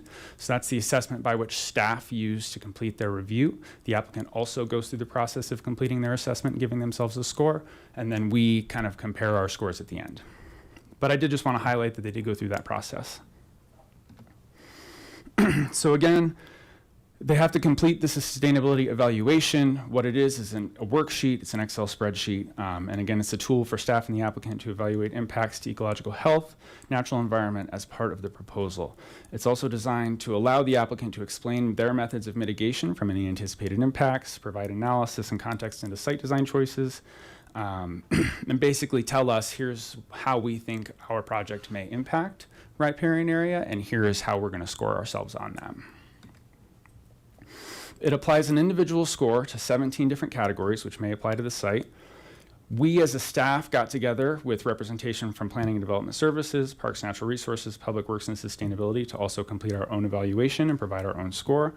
A couple things I just want to note about this process. Not every category within the worksheet itself applies to every project. So each site is unique, right?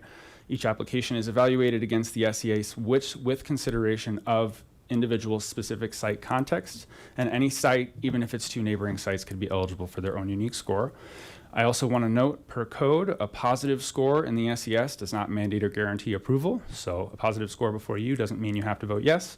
A negative score does not mandate or guarantee denial. So if you had a negative score in front of you, you wouldn't have to vote no either. This is just an example of what that worksheet looks like. In the left column, you have the category that we're evaluating. In the big middle column, you have the standard by which we're making that evaluation.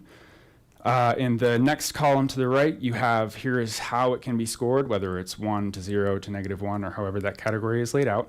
The next column would be the score applied, and the final column would be any feedback that we had. Both of these, the staff and the applicant, have been included as attachments 3 and 4 in your packet as well. I'm not going to go through every single score that we had. I'll share that the final score for the applicant was 10 and the final score for the staff was 5. There were 5 categories where we had a different score between us. These were aquatic habitat, floodplain protection, ecological connectivity within the riparian area, nighttime noise levels, and the heat island effect. If you have questions about any of those, I'm happy to go over them, and the applicant is going to speak to them as well. But for now, again, applicant score of 10, staff score of 5 before you. This is the standard review criteria. Again, I just wanted to point out that for number 5, they did comply with the sustainability evaluation system requirements, and they did go through that whole process. As we collected neighbor feedback, no feedback was submitted during any of the neighborhood meeting, notice of application, public hearing before Planning Commission, and no neighbor input was submitted prior to this meeting. On July 16th, there was a hearing before Planning Commission for a recommendation.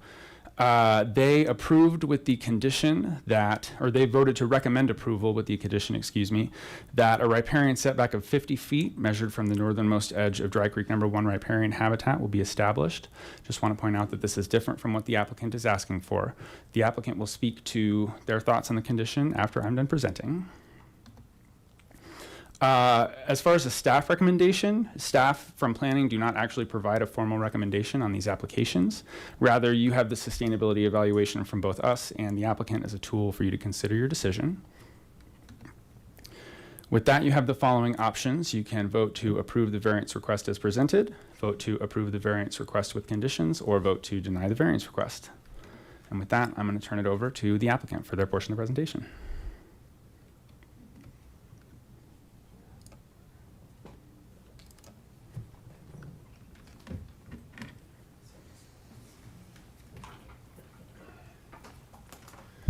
Hi, Parker Macy, 8601 Nelson Road. Good evening, Madam Mayor and members of the City Council. I'm here before you tonight to request a riparian setback variance for the residences at Alta Vida.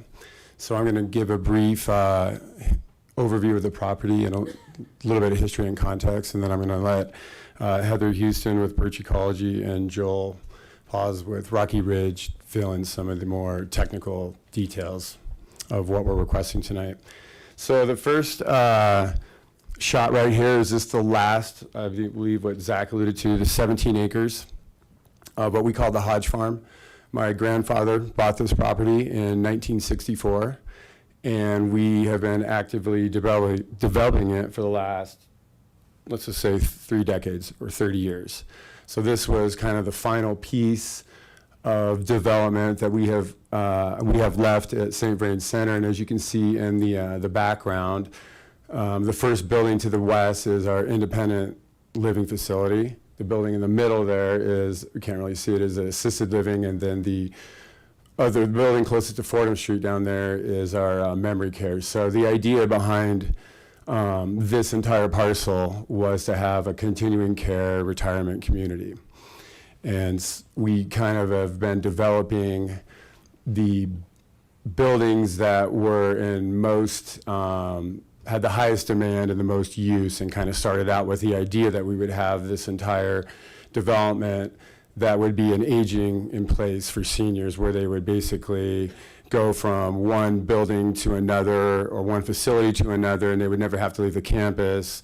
And it's been a proven model that's been a really nice place for seniors to retire and to calm down, and with all of the shopping options that are close by and the access to everything. And that's kind of the background on where we're at and kind of how we got to here today. And let's see, I'm trying to run this. So as I alluded to, my father couldn't be here tonight, or my sister, but I have Heather and Joel here. This is another slide that I'm sure that you're pretty familiar with, but this is just outlining what we call Parcel G. And it's bordered on the east side by Dry Creek Drive, Fordham Street's on the west side, and then Bentway is on the north side, and the Dry Creek number 1 is on the south side of the property.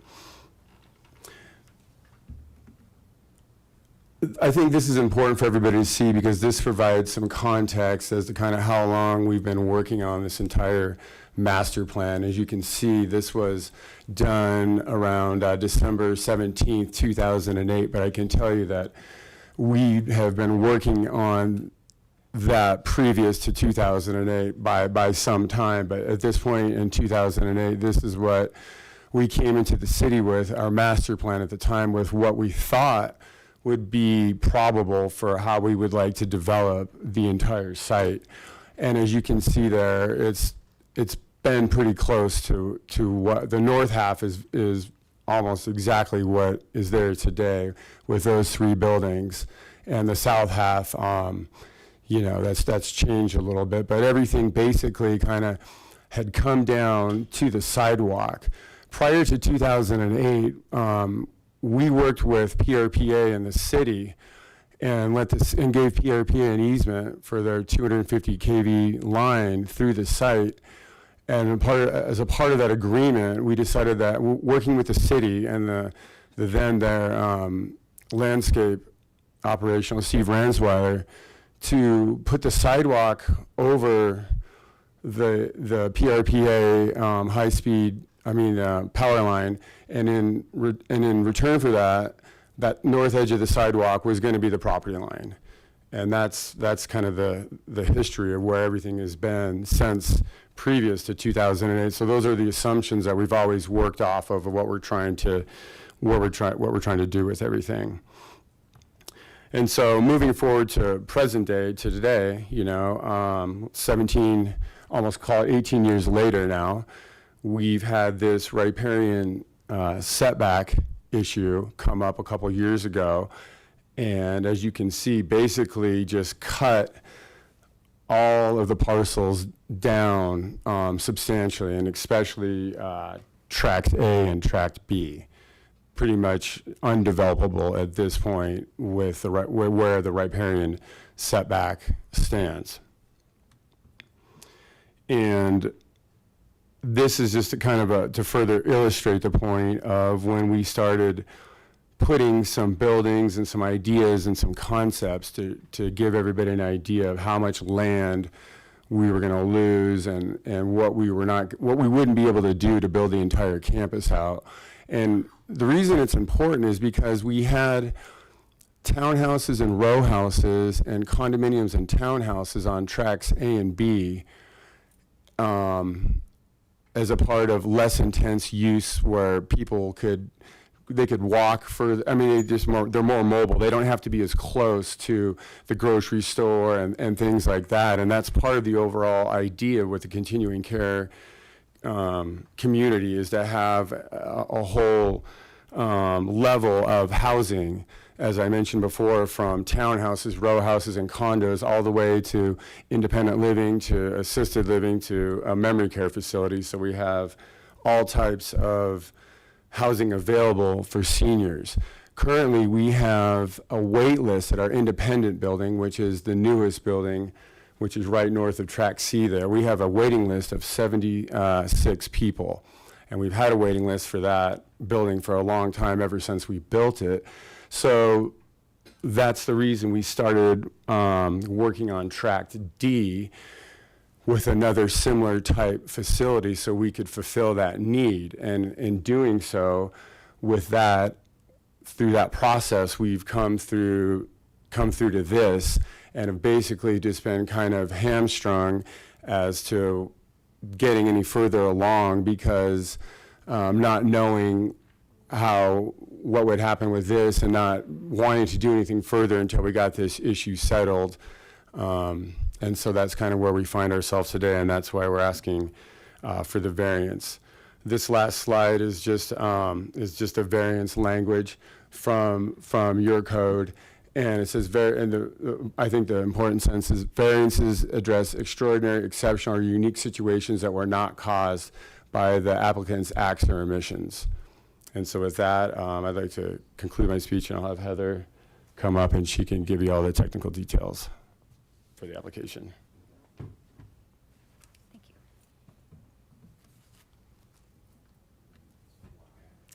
Hi, I'm Heather Houston from Birch Ecology, and I'm not only the president and senior ecologist, but I'm also a resident of Longmont. I've lived here 21 years, over in the Renaissance. And I like to ride my bike on that bike path regularly, and I know the area well. I shop at King Soopers, I bank over at Elevations, and so being an ecologist and kind of having this be my community gives me a different perspective that I think is kind of unique and valuable in evaluating this. So this is showing a few of the supporting studies. We were brought on to the project team in 2024. And we prepared a riparian habitat assessment and evaluation of the setback. That's really to facilitate some site-specific evaluation of what's really going on this particular property. We had a cover memo that we discussed even further, some of the criteria, and then the SES worksheet that Joel helped me fill out, Joel Paz from Rocky Ridge Civil Engineering. And then through our review processes, we developed some more detailed parts of our submittal, which were the landscape plan and the concept stormwater conveyance and water quality management plan. And then there's also been a general ecological service resources survey completed that talked about the habitat types as well. So my talk is going to be broken down in kind of 4 parts. I'm going to try to go through this faster than I did with the last presentation and distill more of it down. But I've kept the detail in my other slides in the back, so if there's anything you want to dive into, I still have all the information, but I'm going to try to, I know you guys have a long night ahead, so try to hit the main points to help you evaluate the decision. So I'm going to start off with the existing and proposed conditions. And one of the things I want to say here is that the landscape context is really important. It affects what species are there. It affects the potential impacts. And we should really be considering the big picture when we're thinking about these setbacks and how we apply them. So this is the Dry Creek corridor to the west of the project site between Airport Road and Fordham. You can see a lot of development around the creek. And then if we look to the east, there's the mall, there's Hover, and east of the property on east of Hover, there's a concrete line channel. And that really affects the habitat quality and the species that are present in this type of area. And here's a picture of that channel. I'm sure you've seen it. So this is important because this affects the species that are present and how they may or may not be there because of areas that are connected or not connected. So here's our first slide again with the drone shot, and you can see the riparian corridor of Dry Creek number 1 on the left side, the bike path kind of going down the middle. The proposed development area is those mowed fields with alfalfa. And then you see Alta Vida across Bentway on the right side, and you see the Max Tech Center on the left side of the picture. So again, this slide shows the existing condition. We drew in the yellow solid line that's the edge of the riparian habitat and then did a 100-foot offset in AutoCAD. And one of the main points about this is that north of the bike path, all that you see in there is weeds and alfalfa. There's not really any native plant communities in that area. And so this is what we see along the creek. Most of these trees are on the south side of the creek. This is one of the better areas. And looking back towards the east, you can see there's not as many shrubs and trees. There's some gaps. And then this is kind of what you really see when you're there. This is where the trees are closest to the bike path, closer to the west side. But there's a really distinct dividing line that exists along that bike path. And so here's some of the area. This is what it looks like within those 100 feet on the north side of the bike path. It's weeds and a little bit of alfalfa. And then this is looking to the south. Those green bushy plants are the alfalfa. This gets mowed. It's not irrigated. And then you also see things like this, you know, some rocks and things from past disturbances. And so again, back to this slide, the bike path makes a really distinct boundary between the two areas, and all the good stuff's on the south side. And so this circle here shows an area that doesn't have a lot of trees and shrubs, and this is an example of one of the areas that we'd like to try to improve, and I'll talk more about that in a minute. But the slide says there that this is riparian habitat for urban adapted species. That's important to think about. So what are urban adapted species? These are the animals that are tolerant of or they've adapted to life in urban areas.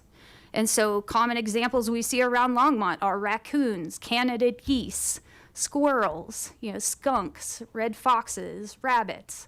Some of these species are listed in the Longmont Wildlife Management Plan as they could become a potential nuisance, and there's protocols in there for what do we do if they do become a nuisance.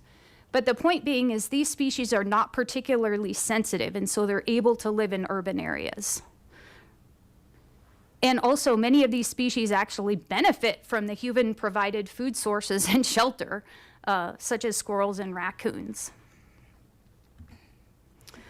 So looking at this, this shows where we're proposing the setback to be on the north side of the bike path. And this is not an arbitrary line. It demarcates the transition in habitat quality. And so here, this is the concept plan with the stormwater conveyance and water quality management plan that Joel has developed. And I want to say, like, there's a lot more detail that's going to come into us as site planning moves forward. We have a grading plan. We can develop a lot more of this plan. But some of the things that we want to point out are the water quality features that incorporate low impact design principles. We've got a detention or a stormwater quality pond with infiltration rain gardens in it, and those are designed to have the runoff soak into the ground instead of just going right into the creek, so it protects water quality. Bioswales are a place where you run water through a vegetated area, and so that helps to filter and clean the water and remove sediments. And so it's a more modern way to treat stormwater that's designed to mitigate potential impacts from developments. And I'll just point out the contrast to the Max Tech Center on the south side. You see a lot of concrete there. And that's kind of like the old way of doing things that, that's different than what we're proposing today. This shows the conceptual landscape plan. Here we're just focusing on the 100-foot setback area, both north and south of the bike path. And our thoughts here are that we can plant additional native trees and shrubs and incorporate pollinator gardens in ways that are going to enhance the habitat over what it is today, because there's no native trees and shrubs on the north side of the bike path, no native plant communities. We think we can create a win-win situation by enhancing the habitat and providing the needed senior housing in this area. So that pink oval is a pollinator garden. The blue area is one of the rain garden and stormwater areas, and we're proposing native seed mix in there with pollinator-friendly plants.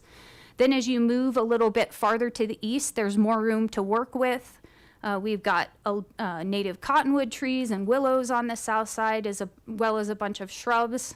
And then moving over to the eastern side, you can see most of what's within the setback that exists today is going to be native landscaping in the stormwater pond.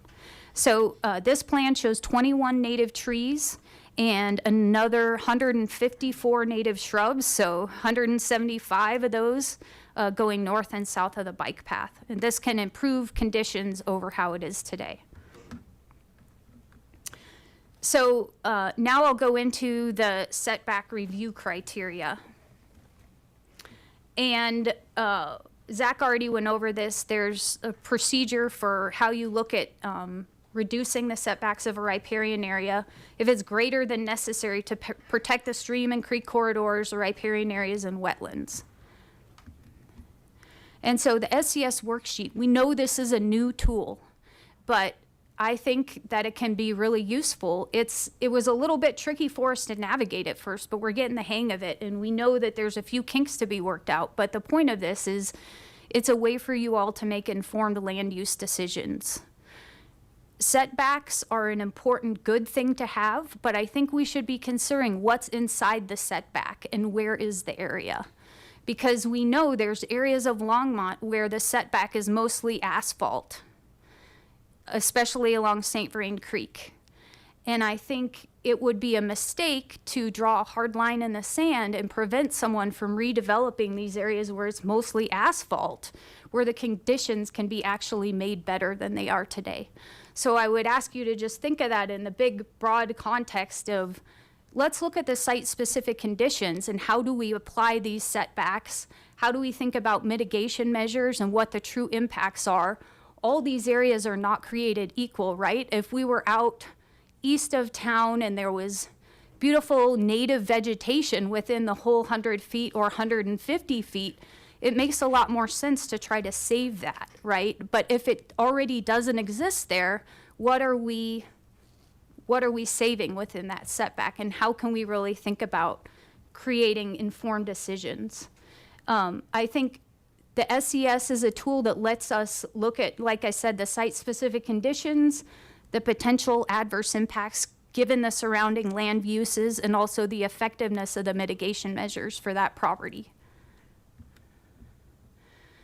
So, the city's wildlife management plan does acknowledge some of these issues. It talks about the importance of the surrounding land uses for determining habitat quality. And it says even the best habitat is of limited value if it's surrounded by intensive human use. So what is this property? It's surrounded by intensive human use. And it does have some nice area along the creek, but it's cut off from other habitats. And then I just want to say a little bit like, what is habitat connectivity? It refers to the degree that wildlife can move between patches of habitat. And fragmentation is kind of the opposite. It's when the connections are severed, wildlife movements are impeded, and this is a common condition in developed environments. And again, the Longmont Wildlife Plan talks about fragmentation, and it acknowledges that riparian habitats through town are fragmented, and that bridges, roads, and culverts create breaks that can be detrimental to wildlife movement, and that gaps in the cover of riparian trees and shrubs impair wildlife movements and reduce habitat quality. So that affects what species are present. But to me, it also says the flip side of, hey, all of those trees and shrubs we want to plant in that conceptual landscape plan, we want to fill in those gaps of riparian trees and shrubs and make it better along that creek for those species that do live there. So again, here's this picture again. All right, and so this is the land setting. So when you look at it, what's inside that red boundary is surrounded by a lot of other developments. That doesn't mean it has no value. Of course it has value, but the animals that are there, it's not a Canada lynx, right? I mean, it's species that are urban adapted species that can already exist in this developed landscape. And so if we go to the SES worksheet, we did have a score of 10 on our revised submittal. However, we actually gave ourselves a 9 because we didn't understand the scoring on one of the criteria for floodplains. So we would have actually given ourselves a 9 now that we understood it better. Staff agrees in most areas, and they gave us a +5, which a very good score is what they had said before. And you know, this wasn't clearly said before, but the way the scoring is set up is 0 is meant to be kind of neutral conditions to how it is today. Positive scores are supposed to show, well, you can make some enhancements to the existing condition. And negative scores show that it could be detrimental. And that's kind of how the system is set up. It's easier to see that if you read all the fine print of the 17 criteria, but we're not going to belabor all of those things. But I got them at the back of my slideshow. So here's the, you know, we agreed on all of these. And I moved floodplain into this one once I understood better the scoring. It was a difference, like we couldn't score 2 points because there's not already a building in the 100-year floodplain. So we only got 1 point. That was the difference on that one. But we had differences in scoring on aquatic habitat, ecological connectivity, nighttime noise levels, and the heat island effect. So I'll just talk about those a little bit. And I will say that most of the differences stem from our focus on the surrounding land uses and existing impacts that already limit habitat quality. And that's particularly true for the first 3 of those. So for aquatic habitat, I'm not going to read you all this fine print. We gave a 0, staff gave a -1. We thought that it was going to maintain existing conditions. So I will just say we're going to follow all of the stormwater regulations. The project incorporates low impact design principles to protect water quality, like the bioswales and rain gardens, to infiltrate runoff, make it soak into the ground where it can be filtered rather than just running right off. And so for us, that we're saying the project should not have a significant adverse impact on the aquatic habitat of Dry Creek. It's already impaired by surrounding developments, but also we're going to follow these regulations. And so it's not some pristine alpine lake. You know, it's already in this developed environment, and it's going to have these more modern stormwater features that are designed to protect water quality. So we say it's not going to have a significant adverse impact on the creek. Versus staff was saying, no matter what you do, there will be an impact, and you can't gain any points for the stormwater mitigation, which to me it doesn't make sense because it's dinging us for the impact but not giving us credit for the mitigation, so, which is not true on the other scoring criteria. So this one just doesn't quite make sense to me. Ecological connectivity, I've spoke of that one a little bit already, and we talked a little bit about what it means. So to us, you know, really the most important thing for these animals is moving parallel along the creek corridor. And so whenever you make a crossing that's perpendicular to that, that's fragmentation and you're chopping it up, and that's more impactful to animals. But this project is not going to create any more crossings. It's already chopped at the 2 ends. We're not crossing it anywhere. And in fact, we would establish additional native woody vegetation both north and south of the bike path. And I want to emphasize the important area is south of the bike path. because the wildlife would not typically use the area north of the bike path to travel between habitats because it's exposed and there's no place to hide. Where they really want to be is down by the trees and shrubs where there's cover. And that's even that point that was acknowledged in the wildlife management plan, right? It talks about gaps in the vegetation. So to us, you know, putting buildings on the north side of the bike path within the 100 feet isn't going to negatively impact wildlife because that's not the important area to them. But yet we can still make it better by adding more trees and shrubs up there and native vegetation. So for the urban adapted species that do live there, we're going to support them more. So again, I already kind of stated the last point in different words, but the project for the species that are likely to occur within the developed surroundings, the project will not have a significant adverse impact on habitat connectivity. And here's our picture again to just kind of remind you what I'm talking about. So animals that are traveling, they want to be going along the creek, you know, east-west. And where they're going to do it is down where there's bushes and trees and things to hide and water. Nighttime noise levels. I told you I like to ride my bike there. I like to ride my bike out to dinner and I ride back at night. And going through this area, there's a couple things you notice when you go through there at night. Number one is the senior living facility that's existing does not make noise. They're quiet. It's evening. And we don't have a acoustic study to say that, but I mean, it's not a big stretch. But the other thing that you notice is the existing ambient noise environment, which means it's already noisy because you can hear the diagonal highway, you can hear Hover, you can hear Dry Creek, and you can hear the cars and traffic noise on there. And there's also fans over at the Max Tech Center that run that you can hear. And so why is this important? Well, because it's already noisy. And so if there were species that were super sensitive to noise, they're already not there.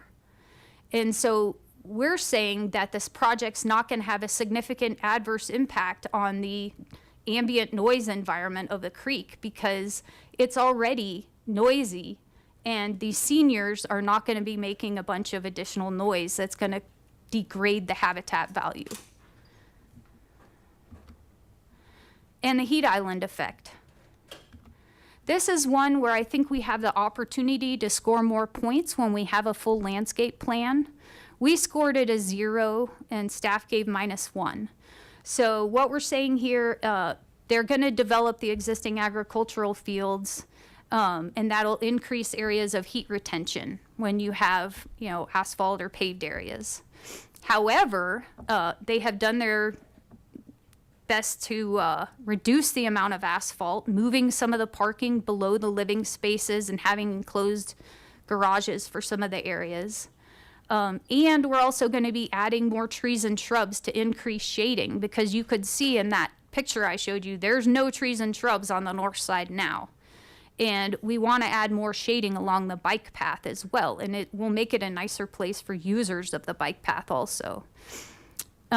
When the full landscape plan is developed, that would show the locations of trees that would be planted around the parking areas and shading that would be provided there. And that could achieve additional scoring, but it's too soon to really have those plans developed yet because we don't know, you know, a lot of things about how the project's going to shake out. We do know that they plan to use a light color palette and a portion of the roof where the equipment's going to be located will be white. And so we scored a 0 for the net change. Staff scored -1. Not a big difference on these. So in the end, +9 and +5. And you can see what my view was, why I thought we deserved a couple more points in those areas. And there are, but we both say it's good, and we're showing that there can be a net positive in what we're proposing over the existing condition. So that's the first criterion. And I'm hoping that I've kind of, with the discussion we've already gone through, set up these other ones, you know, so it's doesn't have to be as detailed, but The second one is whether or not the project is going to preserve or enhance the ecological character and function and wildlife use of the natural habitat and minimize and mitigate the impacts. And so again, I say here, the landscape context matters. The native habitat is limited to the creek corridor south of the bike path, and the surrounding developments and concrete lined channel downstream of Hover reduce the wildlife habitat value and use of the site, and that it supports primarily urban adapted species that can coexist with humans. And so the proposed landscape improvements would widen the riparian corridor by adding more native trees and shrubs, both north and south of the bike path. And this represents an improvement over the existing condition. And I should also say, there's Russian olive trees along that corridor too, which are a state-listed noxious weed. And part of our plan is to get rid of those and manage other noxious weeds. And that's another part of protecting habitat quality. Okay, so this one, wildlife movement corridors. So this is the one referencing habitat connectivity again. And I've already spoken of this. Considering the species that use the area, the project would not degrade habitat connectivity between natural habitats and features. The east-west movement corridor along Dry Creek number 1 will be preserved and enhanced through management of noxious weeds and additional native plantings, and there's going to be no new stream crossings. And also the plantings north and south of the bike path will help to buffer the riparian habitat of the creek from the development area. And also, given the mowed condition of the area north of the bike path and the lack of woody vegetation, the plantings represent an improvement over in the existing condition and would create a more protected movement corridor for wildlife. This one is about preserving desirable and significant trees or replanting native vegetation. There will be no disturbance of desirable or significant trees because there aren't any in the development area. And there's no significant areas of native vegetation. But we're going to plant some. Okay, this one is about protecting species habitat features, and it's listing a bunch of important habitat types. Raptor nest sites, key feeding areas, heron rookeries, deer concentration. There's a lot of things on here. None of those things exist on this property. It doesn't have these high value listed features. The higher quality area is south of the bike path, and we're going to preserve that and enhance it. This one's about preserving the existing site topography. They're not going to be grading down within the riparian area, just there's a couple stormwater pipes that are going to go in. And the natural topography of the development area was leveled out many years ago when it went into agricultural production. And this is saying mitigates the modified setback standard by providing higher quality, more desirable wildlife enhancements along the corridor. And I've said this again, I sound like a broken record, but we're going to remove Russian olives and noxious weeds, plant additional trees and shrubs that will increase the habitat value. And outside the riparian corridor, the upland habitats also north and south of the bike path will be enhanced with planting additional native trees and shrubs and pollinator-friendly wildflowers. Then the standard review criteria, consistent with the comprehensive plan, consistent with the procedures required for riparian variance. Don't need to belabor these. It's going to ensure all this standards for street and utility design are met. We've already been told, Zach and staff, that there's adequate utilities to support the future development at the site. Compatible with the surrounding properties. I think, yeah, it's an expansion of an existing facility that already exists on the north side of Bentway. Application would not adversely affect surrounding properties, the natural environment, etc. Our riparian habitat and riparian assessment and habitat evaluation memo and that SES variance worksheet demonstrate that it's not going to have significant adverse impacts.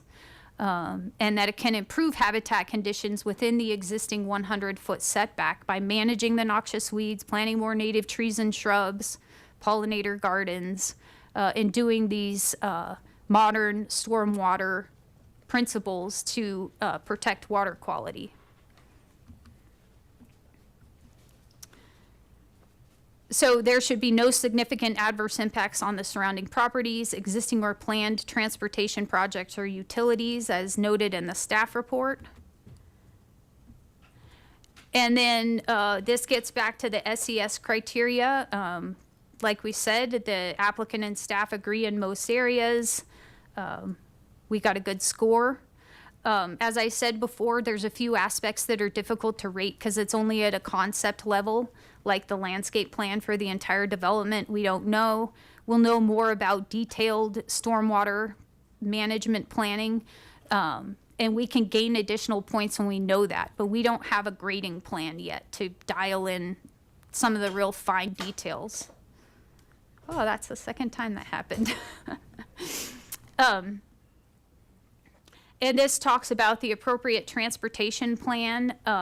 This is a great one for transportation. It's less than 500 feet away from the bus stop. It provides multimodal connections to the existing Greenway Trail.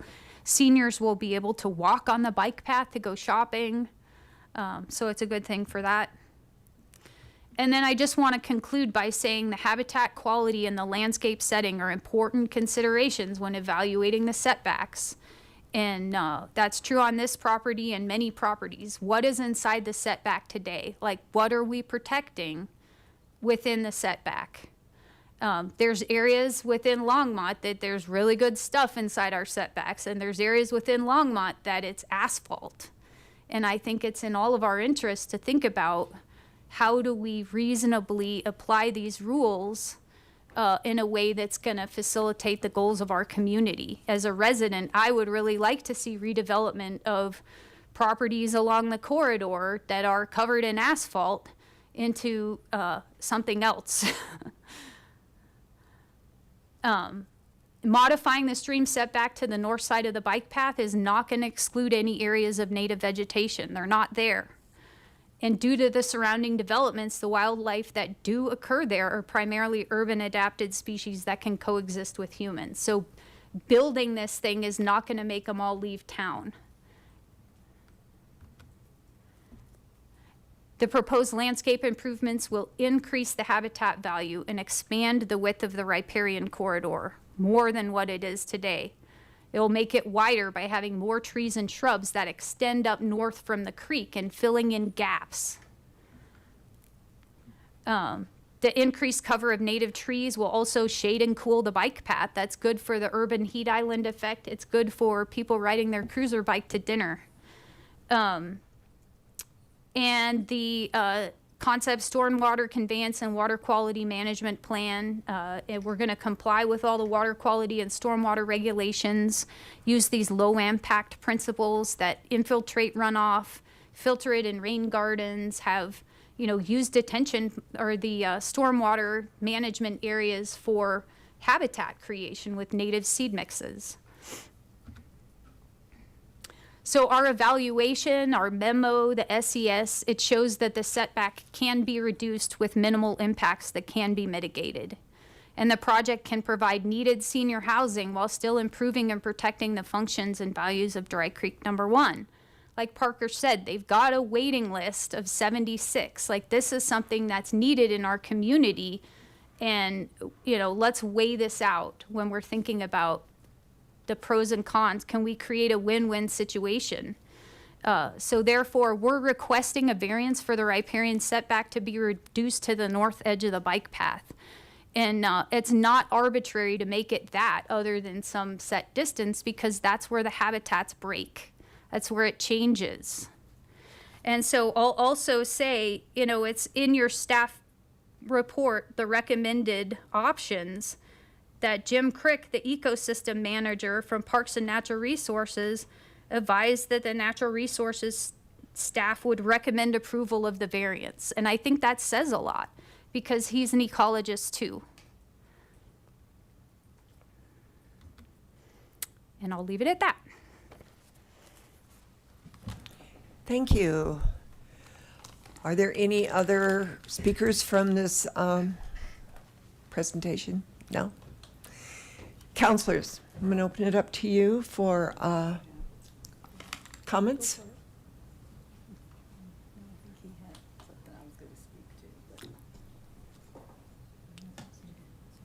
Are there any? Did you have something? Go ahead, yeah. It's a battle of the counselors up here. Counselor Popkin. Thank you. Didn't have to start this off. Man, I'm disappointed I didn't see any SES projects when I was on P&Z. Hi, Zach. Hi, Jeremy. Thanks, Parker and Heather. Appreciate the presentation, the introduction there, and thank you, Zach, for the overview as well. I had a couple questions, and then maybe I'll see what my fellow other council members had to say before maybe I offer a suggestion here. The first, Zach, you and I emailed a little bit about kind of planning and zoning's decision on this, and so I'm curious. I went back and watched part of the meeting recording, but for the people who didn't watch the meeting recording or that section, could you just clarify, like, the condition that Planning and Zoning Commission recommended was a 50-foot setback, correct, from the setback line. Can you explain the rationale for that 50 feet that they gave, whether you agree or not? Commissioner Popkin, or Councilor Popkin, excuse me. As far as that question goes, I would actually defer to legal. I can't speak for the Planning Commission. I really can't. So they made the recommendation as measured from the first solid yellow line, 50 feet. And that's the decision that they came to in their deliberation. Cool. Jeremy, you're in the hot seat then. Good afternoon, Mayor, or good evening, Mayor and Council. Jeremy Terrell, Assistant City Attorney. Councilmember Popkin, I don't have an answer really for your question.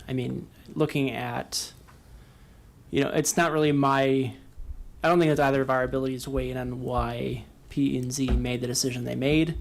The only thing I can add is just that, 50 foot is a 50% reduction of the current setback. So as opposed to having it based on the sidewalk, it's based off the already established riparian setback of 100 feet. So instead of 100 feet, P&Z felt 50 feet was appropriate. Gotcha. And then there was discussion in the Planning and Zoning Commission meeting about why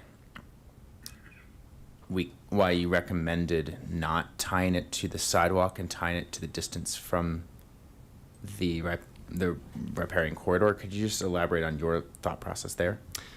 Yeah, so we at some point during the meeting and thinking back to a while ago, there was discussion of having an offset of a couple of feet from the sidewalk. So instead of being at the sidewalk, the riparian setback would be 5 feet north of the sidewalk. I was kind of concerned just because the sidewalk is itself an arbitrary and kind of random point along the property line. So I felt that the most appropriate setback, if any, would be based off the already established standard versus the sidewalk itself. Certainly it's within council's discretion to grant an appropriate variance if it meets the criteria, and that could be the sidewalk. I was mostly just concerned that having some number in addition to the sidewalk could cause confusion or enforcement or future problems down the line. Great, thank you. To the extent Councilmember Rodriguez is able to speak for the Planning Commission's thought process on 50, I'd welcome that at some point, just to understand their logic there a little bit more and help the public understand that. I did have a couple questions for the applicant. Am I allowed to? It could be you, Parker, or maybe Heather as well on this. Thank you, welcome. Welcome. The sustainability evaluation system here has multiple factors, and I think Heather spoke fairly eloquently to like the habitat and the value of like the connectivity there, and the wildlife similar benefits there, and the ecosystem connectivity. I wanted to hone in on two aspects of this: the heat island effect and the stormwater management pieces of this for the parts that are, since it's greater than 1 acre, and that piece of it. And I was just wondering, in both of these cases, we are objectively reducing the natural areas there that would otherwise reduce some of the heat island and kind of capture some of that runoff. I realize that your whole team is proposing very intentional green infrastructure features to capture some of that runoff and still preserve some of that natural infrastructure. Were there other considerations to some of the more impermeable surfaces, rooftops, parking areas that you are adding there, and maybe not proposed at this point, but is that down the road, permeable surfaces or green roofs or are those kinds of tools in your toolbox as you move forward? I'm not necessarily saying you're committing to that on the fly here, but is that something you're actively thinking about for that infrastructure given the proximity of the Riparian corridor? I think that's something we would consider moving forward when we get a little more information and get things a little further along than we are. Everything is obviously conceptual with what we're trying to do right now, just with the site plans and with get this variance situation figured out, so we know where we can kind of go from there. Okay. Yeah.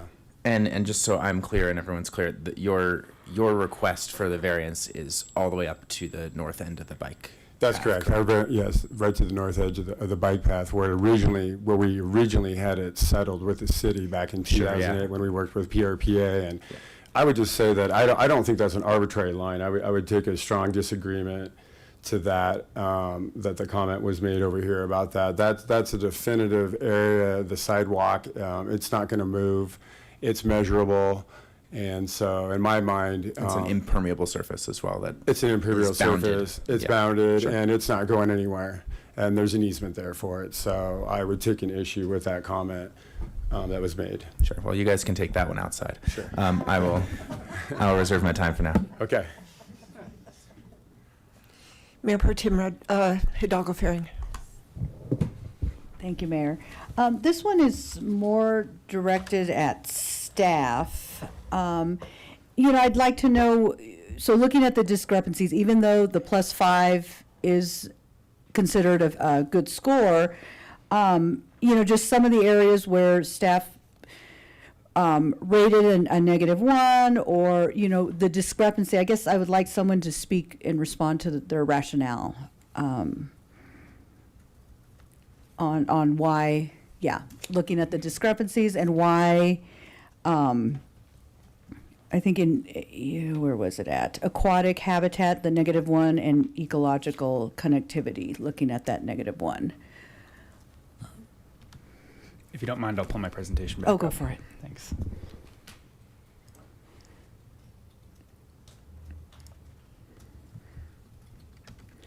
Okay, so Councilmember Hidalgo Faring, thanks for your question. There were, as we mentioned, just a few items where we did not agree on our score. I think for all of these, as we went through our process, we as the staff were looking at this, again, very specifically to here's the standard that we felt they had to meet in order to score the point. And just in some of these, we felt maybe they didn't meet the standard that the applicant did. Does that make sense? So for all of these, the first one was aquatic habitat, the biological characteristics, quality, and hydrologic integrity of surface water and groundwater that support habitat in the riparian area. Protecting and restoring aquatic habitat helps maintain critical ecosystems in the riparian area. And this is evaluated against 1505.020 and 1505.030. The applicant gave themselves a 0 on this one, saying, again, existing habitat is going to be maintained, everything on the south side, and then there's mitigation that's happening. We scored a -1, and again, like I said, we were looking at this very strictly, right? So right now, in the entire 100-foot setback, there is nothing, right? And the applicant wanted points awarded specifically for stormwater improvements. We actually give points for those improvements elsewhere in the document, so we did not give them double points for the same thing here. Okay. There's other areas where they could have also provided mitigation for the aquatic habitat that weren't provided. So again, just looking at it really strictly, this one was a -1. So could there be something done in the plan that would help correct some of these issues? Well, Like as they move forward with the concept plan, if they do, and yeah, that's things that we could certainly evaluate in the site plan. so would it be reevaluated at a later time? It would be The evaluated. same, through the SES tool? So, no. Okay, Just to clarify, right, Yeah. you guys are looking here at this variance. The Yes. site plan itself is a use by right, so that's just gonna be a staff-only a staff application. only, got it. So we'll evaluate the site plan to make sure that they meet any, promises that are made here in their variance, and make sure that those documents are the same. But the staff will do the evaluation of that site plan. Okay, later on. got it. Would you like me to go on? Yes, please. Okay. We chatted about floodplain, and I think Yeah. we've come to an agreement on that one, so I'll skip over this one. The next was ecological connectivity within the riparian area against 1505.030. The applicant scored a 0, stating that the proposal will maintain existing connectivity within the riparian area. We looked at this, concluding that the proposal degrades or decreases existing connectivity within the riparian area that already exists within the whole scope of the riparian area. So we agree, right, there's not severance in the connectivity going through up and down the corridor. However, we are adding new structures, so there is some level of, degradation or decrease as it's languaged in the document itself. So again, looking at this very strictly, right now a raccoon can run across that field and there's nothing in its way, right? So even north of the bike path, right, we're adding parking lots and buildings and things that are in that setback area now. There is some level of degradation in that whole entire 100 feet. Does that make sense? So again, we're looking at it really, really strictly as we possibly could against the language of the code. And so that's why we're at a -1 and they're at a 0. Got it, okay. Okay, no, that, you just adding more context to that was helpful. Yeah. I know that you all had come to an agreement around the floodplain and, being someone that was a block away from watching their neighbors' houses get all, and then even seeing the water rise at Dick's Sporting Goods and Ulta and those areas. I mean, that's technically wasn't in the floodplain, and you just see that water rise in that parking lot. I guess I'm my concern, and I'm still not thoroughly convinced. But again, I'm not an ecologist. I'm not the expert you all are out there, and but I guess I still do have some concerns around that. In the event this climate is getting more extreme, we're having more extreme weather occurrences.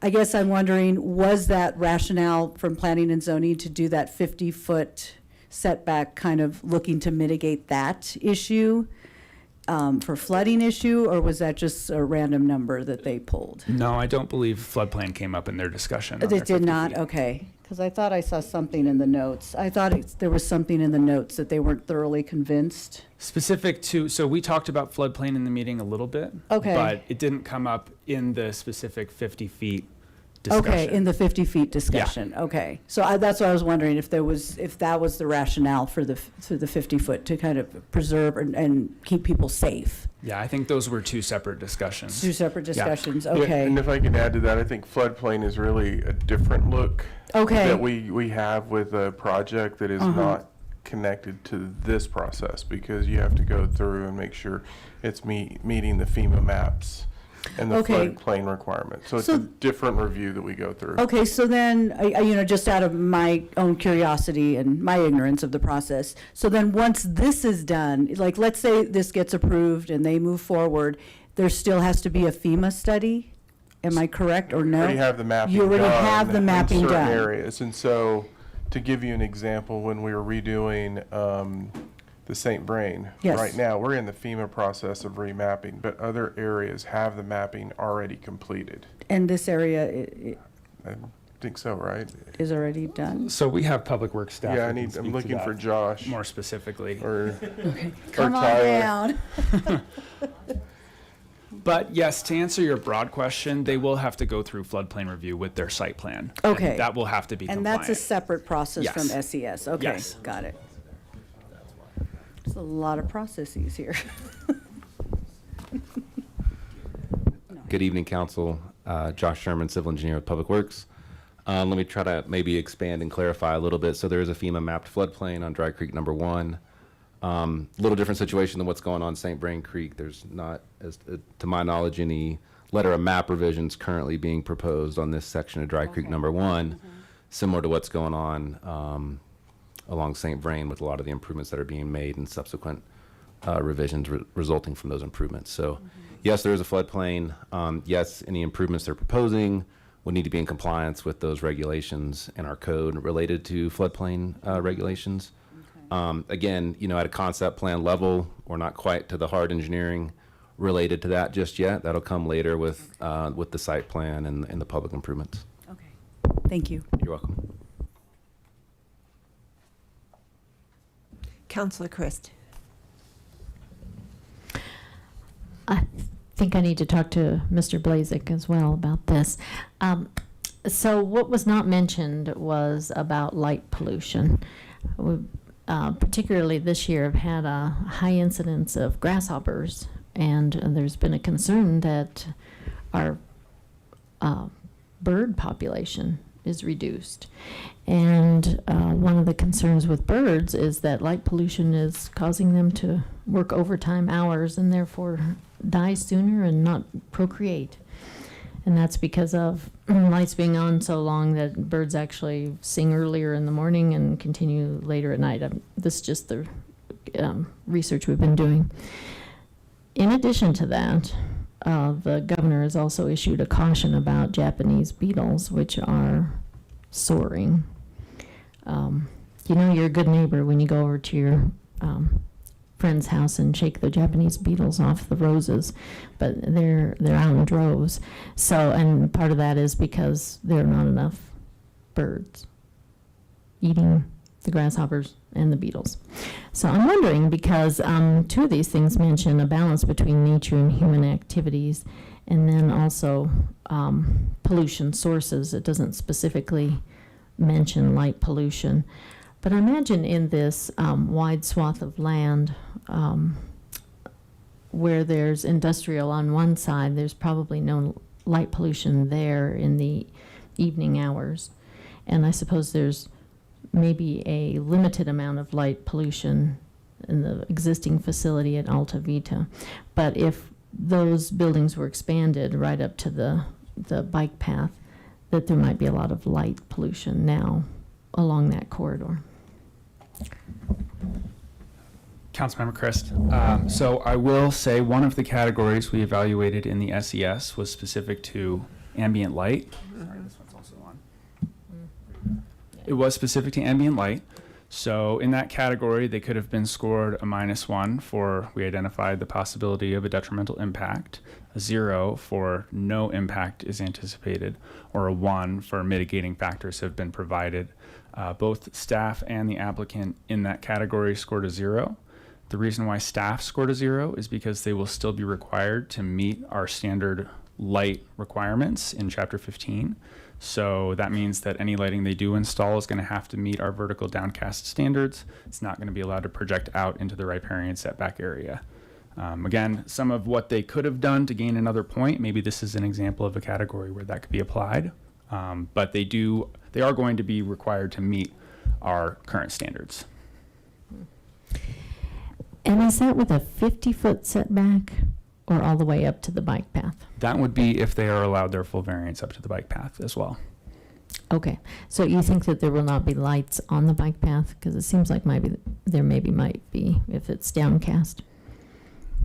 I'm not going to subject myself to conjecture. Oh, okay. Okay, I was just been looking at the maps, and it seems awfully close to that bike path that there would be light on that path as well. Okay, thank you. Councillor Popkin. Thank you. Seeing as no other council members had their mics on, I figured I'd offer one more piece here. So, really just another question for the applicant here. Parker, I realize you guys have had this plan in the works for almost 2 decades. Respect that. I respect the fact that also priorities, policies, needs change in a community too. So we're trying to balance that dynamic, right? That's kind of what's at play here. And so I'm wondering if there was, two of the areas that scored lower, and I know there's not like a a grade you have to meet in this. It's more like you complete the process, show that there's like kind of am I correct that there's not like a formal score that has to be met here, right? This is an additional process to kind of add additional planning and scrutiny. Is that correct, Zach? Councilmember Popkin, that's correct. Yeah, they could have a negative score and you could still vote to approve. And they could be like -50 and we could technically still say yes, right? They Correct. could be +50 and we could say no. Correct. Okay. Interesting process. So the to the applicant, I'm wondering, I think to your credit, there's a lot of ecosystem improvements and enhancements and pollinator gardens and rain gardens that are provided, particularly on track C and tracks D. And I think A and B get tighter, right, as you get closer. And that's part of the reason why that even the 50-foot setback line that P&Z suggested or recommended, like, is problematic, particularly in those areas, right? I'm wondering if there is a bit of a trade we can make. And I kind of want to toss it out there. It's not a hard and fast rule at this moment. I'm just wondering, like, to what extent would you consider kind of swapping that net square footage there for green infrastructure in other places on the property at your discretion?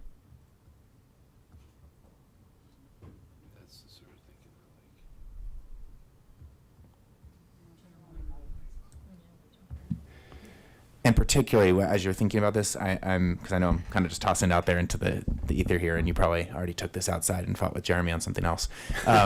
So what I'm thinking is I'm looking at kind of the very broad, and I know it's not a full concept plan. I know you haven't fully mapped this out yet. I know that's not the stage you're at, or that's not what this process is, right? But I'm seeing parking lots, buildings, a lot of gray infrastructure, right? And so I'm wondering, like, can you integrate that into other parts in a way that makes sense for your design, makes sense for your needs, but also kind of helps manage some of that heat island effect and also manage some of that stormwater runoff?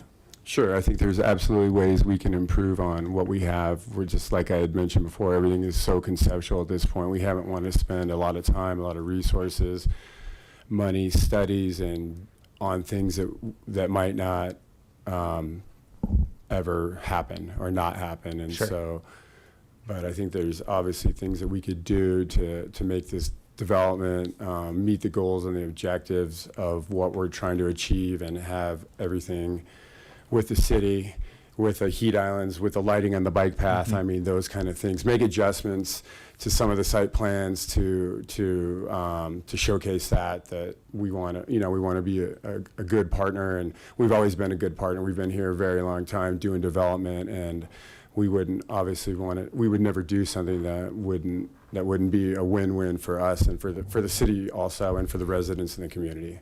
Yeah, no, I appreciate that.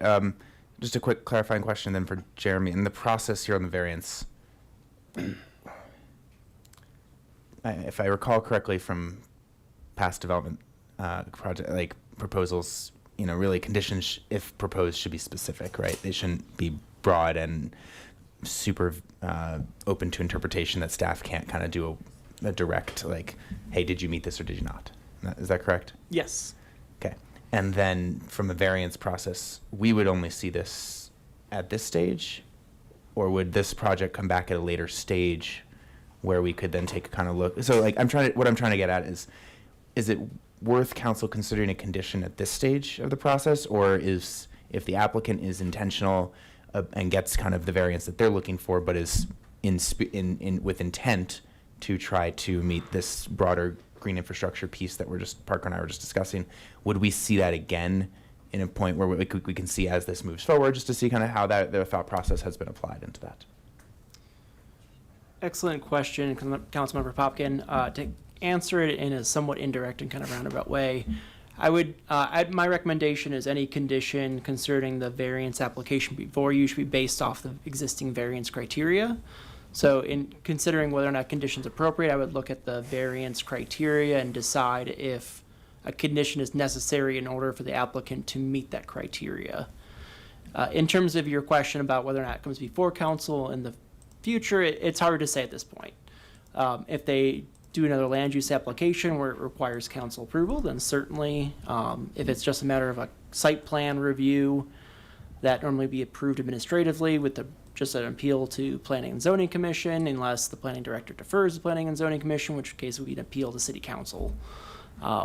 So just looking at the kind of generalized development review process, it may come back to you, it may not. At this point, it's too early for to say, but the only application, the only issue for council to decide is the variance itself. And again, I would recommend that any condition of approval on the variance be subject to the criteria or somehow related to the criteria. Sure. I mean, the review criteria that I'm thinking about is, I think, general review criteria number 4, which would be the mitigating the adverse impacts of a project to the maximum extent feasible.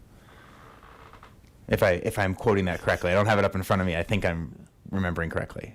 That would apply here, right? Even though it's a variance request, right? Yes. All review criteria still apply.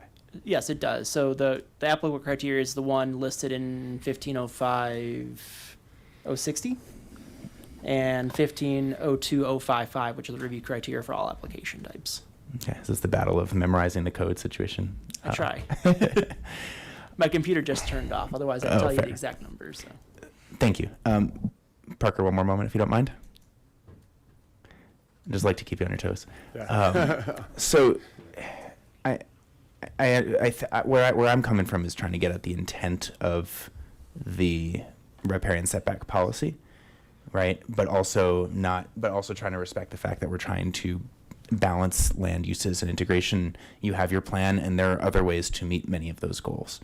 And so I'm wondering, I'll toss this out as a starting point here, but if we were to say something like, a 25% square footage exchange for green infrastructure integration elsewhere in the master plan from what you're removing from like tracks A and B, like would that be, I'm trying to think about what's kind of reasonable to expect. A 1-for-1, I mean, that's like 60,000 square feet or something like that. So like, that doesn't seem reasonable to me, but I wanted to toss out that as a concept. I think we just have to get a definitive answer on what exactly the green infrastructure, what exactly we're talking about there. Sure. In order for us to make a qualified answer, to be able to, with some affirmation. Sure. Thank you. You did hear the timer? Yeah, I heard the timer. I guess point of personal privilege, I'm trying to just finish like whether I'm offering a condition or not for us to consider. Is that something I can get at in the next like 30 seconds? I think that probably council should be the one that you should be asking if we're going to do a condition as well. Will we offer a condition? Sure. I'm not sure, because basically that's not what we're considering. Finish your question. And then we're going to move on. So maybe a point of clarification with our process. Aren't we considering whether the variance requested meets the code? And so conditions that help. What? Not exactly. We're deciding whether we want to grant the variance. To grant the variance. And it doesn't, it could be just discretionary. You just gotta need it through that. Sure. But in the SES, which is what we are deciding upon, there is no quid pro quo. Pardon me? Green build versus variance. So I'll just, Parker, I'll just finish. The green infrastructure definition is, I would want to keep it fairly broad, and my intention of that would be really focused on the purpose of mitigating the heat island impacts and the stormwater runoff impacts. So green infrastructure that addresses heat island and stormwater runoff. I would say, I think that's specific enough based on the intent, but then would also get at the flexibility for you all to integrate from a design standpoint. If Joel wants to speak to that too. Sure. Sorry, I think I'm referring to Joel on that. And thank you, council, for a little bit of flexibility here. I'm Joel Paz with Rocky Ridge Civil Engineering. So you're specifically asking about stormwater quality and some of those features, as well as just stormwater quality and heat island mitigation. Heat island mitigation. Mm-hmm. Okay. Well, as far as stormwater quality goes, there are requirements we have to meet with detention, but also stormwater quality. Within that, we're proposing additional rain garden and low impact development through use of grass swales and some grass buffer areas. And that's part of the, some of the positive scoring that we've got within the SES is through that. So that is proposed. And the other item you said was, oh, heat island. I guess some of that is is mitigated because some of the parking is going to be within underground under the building, so it's less parking than is required for the site or allowed for the site. Obviously, we've shown that we're proposing additional landscaping to help with that. Are there any specific items you're thinking, or just kind of general ways to? I mean, I could throw out a number of technologies and tools, but I don't want to lock you into something. And so I want Councillor Popkin, we do need to wrap this one up. I do have some comments I would like to make Sure. as well. Thank you. Then I'll let you make some comments and I'll draft my motion. Thank you. So, thank you.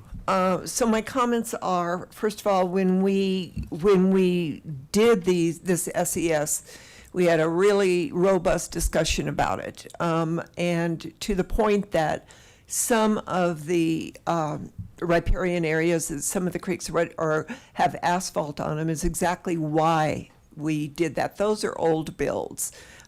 We do not want builds up within 150 feet. And the other comment that was made is that it is the human activity next to a riparian area that is harmful to the animals, too much activity. But when your variance that you're asking for is going to put more human activity closer. So those two things actually didn't sit well with me. The animals that are there are going to use that land. It's the point of the riparian setbacks, is to protect it. It doesn't look great to some people. It looks great to other people because it's natural. So that, to me, that isn't a point to have a variance, is the way it looks to you. That it doesn't look as green as you would like it to be or whatever. That's not the point of the setback. So does anyone else have a comment? Okay. Councilor Rodriguez. Thank you, Mayor Peck. Councilmember Popkin asked earlier if I could, since the staff is probably not really and appropriately enough not to opine on the characterization of the discussion by planning and zoning. Right. I am not so constrained. So I think there's a number of factors at play here, one being the novel aspect of it. There's never been an SES-based variance for the riparian setback ever brought before. I believe was on planning and zoning the last time I dealt with a riparian variance request, which was a portion of a building by Harvest Junction. And at that time, the setback wasn't as big as it is now for these certain enumerated waterways in the city. This obviously, as you read, is not part of those enumerated ones, so it has just the general 100-foot setback. And so because of the novel aspect, I don't think that they had a lot of, obviously experience dealing with it. So I would say that, and also necessarily experience dealing with each other surrounding those kinds of requests.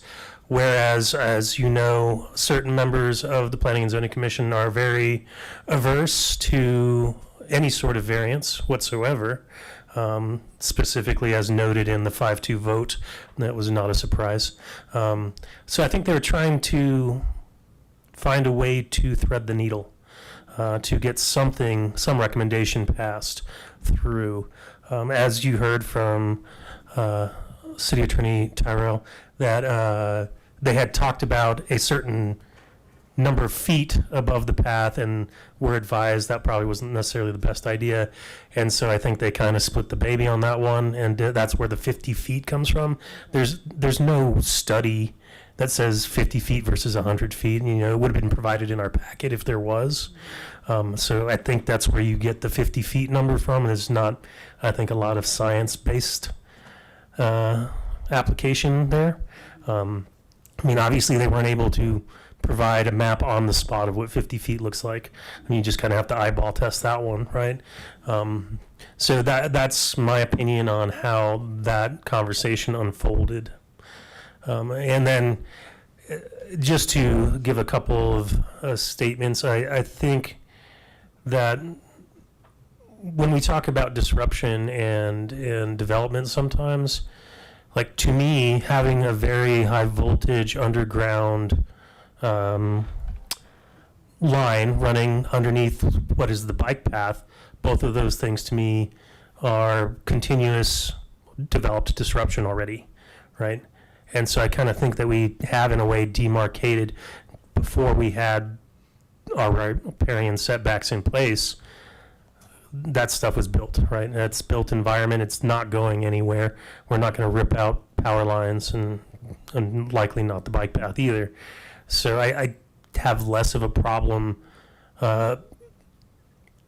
considering the variance in this case than say if it was next to the St. Vrain or the left hand and some of those areas where that's definitely more of I'd say impactful riparian habitat as far as the ecosystem is concerned, especially considering the concrete line channelization that's just to the east of it, as well as the number of box culverts and all of the development to the west as well that backs directly to it. This particular ditch really more than a true waterway per se. So those are just my thoughts on it as well as my characterization of that conversation. Thanks.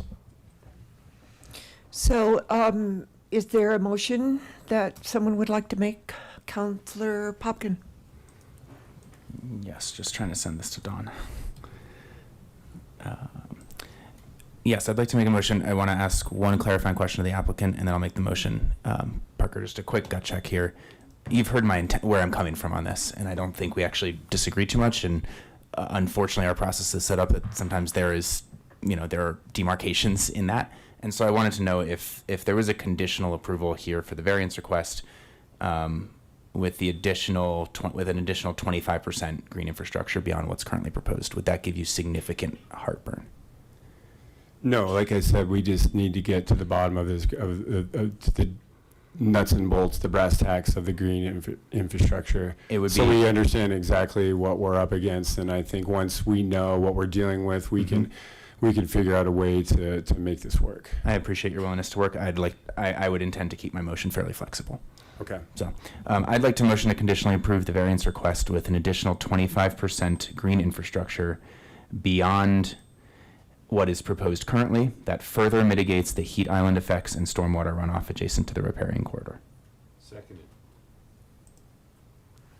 It's been moved by Councillor Popkin to approve a riparian setback variance of was it the 50-foot that you? The applicant's request.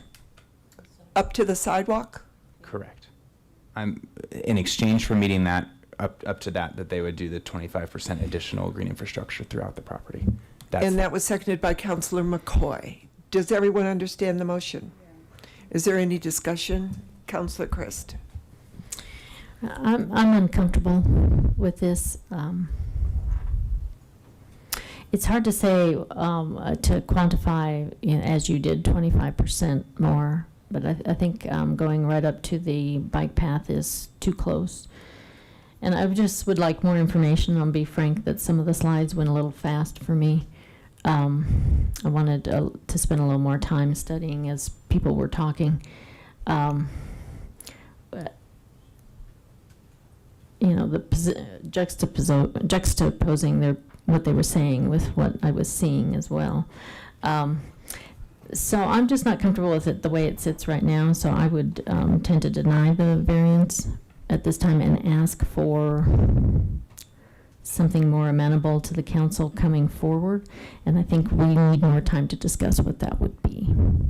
I think just saying 25% isn't adequate for me. I will deny the variance as well because building up to the sidewalk, of course they'll have the room to put the 25% green infrastructure in because you are giving them the room to do that. But the whole point is to have a variance away from the creek, not closer to it. So I cannot support the motion. Let's vote. There's no one else in the queue.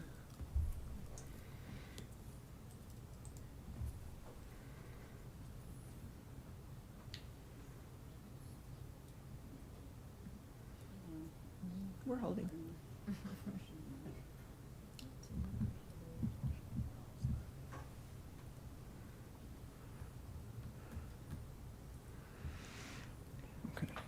And that fails 4-3 with myself, Mayor Pro Tem Hidalgo Faring, Councilor Yarbrough, and Councilor Christ denying. So I'd like to make a second motion then. I'd like, if some council members would like to take more time to study this, then I'll make a motion to table this by a month. If that's the desire to reconsider something here, I don't see why we would inherently say no to a variance at this stage. I thought I offered a solution that tried to blend the needs of the developer and had looked through the SES for a while and tried to think about what was an appropriate balance that mitigated some of those concerns. It sounds like that didn't quite get to the heart of it. So if there are others who feel like there's a better way to solve that, or figure out a better setback for tracks A and tracks B, I'm all for that. I didn't hear that come out of the discussion. So I guess at that point, I'll motion to table this to the second council meeting we have in September, unless there's unless staff has another preference there. We'll need to work with budget because September's pretty budget heavy.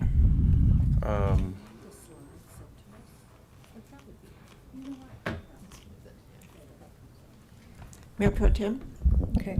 I'll second to table that, but I request that the slides be sent to us, because I think some of that information, like, just to be able to digest it and see that, I would support that. So Councilor Popkin? Are you suggesting? What do you suggest? Yeah. Are you also schedule-wise? Are you also suggesting September 9th? I don't. If it passes. What date is that? Oh, he said the 23rd. I think we could work that in with budget. Okay.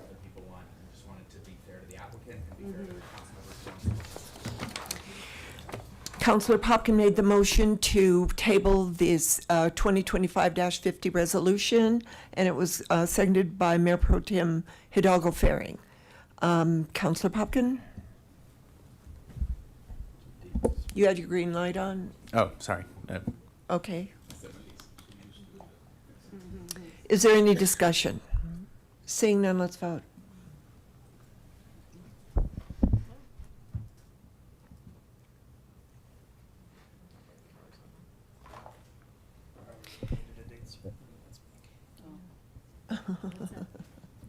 So this passes with myself and Councilor Christ opposing. So we're bringing this back on the 23rd, is that correct? Is that what we said? That's what came through, I just would have made a date certain because I'd rather staff not be constrained in the budget. I move, okay.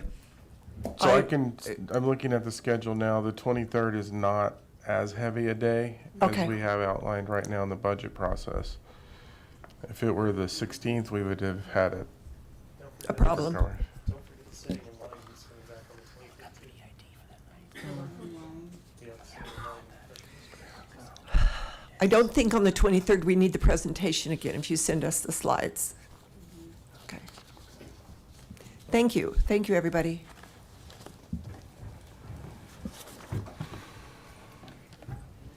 We're now at our next presentation, which is building electrification code scenario.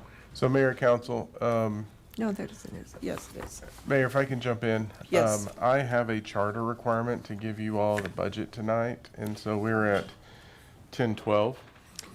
So if we're going to proceed with this conversation, I need to ensure that we extend the meeting beyond 11 if it goes that direction, because I have to present the budget to you all tonight. Can I just make a motion? Yes. I move the staff's recommendation. Oh, God. Yep. What? I read the packet. I don't need the slides. I read the packet. Well, that is true. Building the electrification code scenario, is that the one that you wanted to see? Yeah. So do we have assurance that we would extend the meeting? I vote yes to extend the meeting. All those who would like to extend the meeting, I move that we extend the meeting past 11 o'clock. Do I have a second? Was that not a serious motion? Did you make a motion? I did. Did you make a motion? Yes. Did anybody second it? No. Well, I don't think anybody thought it was serious. I didn't think you were serious at all. I'm serious, but I'm sure nobody really wanted to vote Do we like want that. to finish since?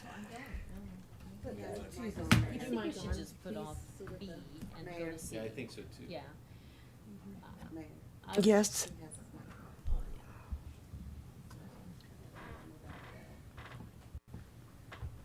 Come on.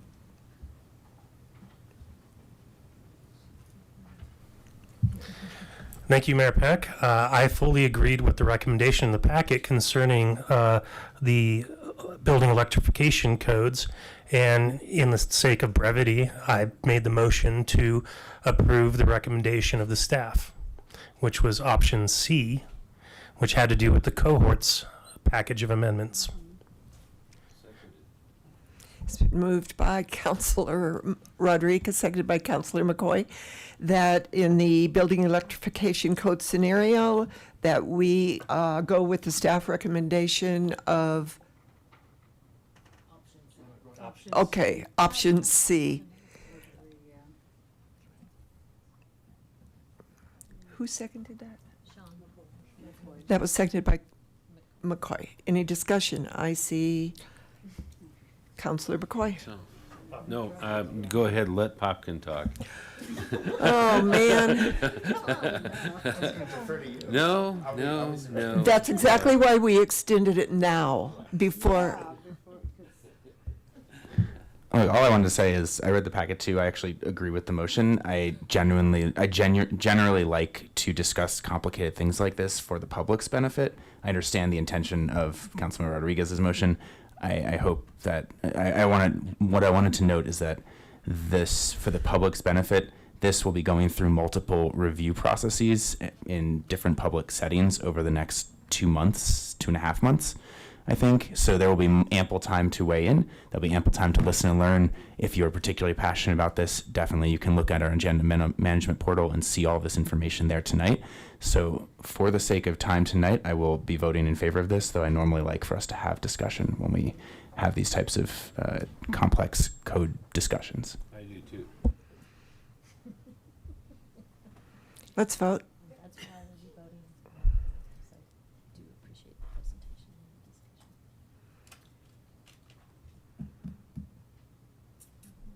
discussion.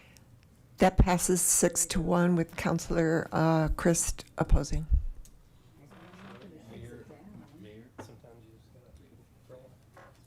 So we need a motion to extend the meeting past 11? We're already good? No, we have 45 minutes left. Okay, go for it.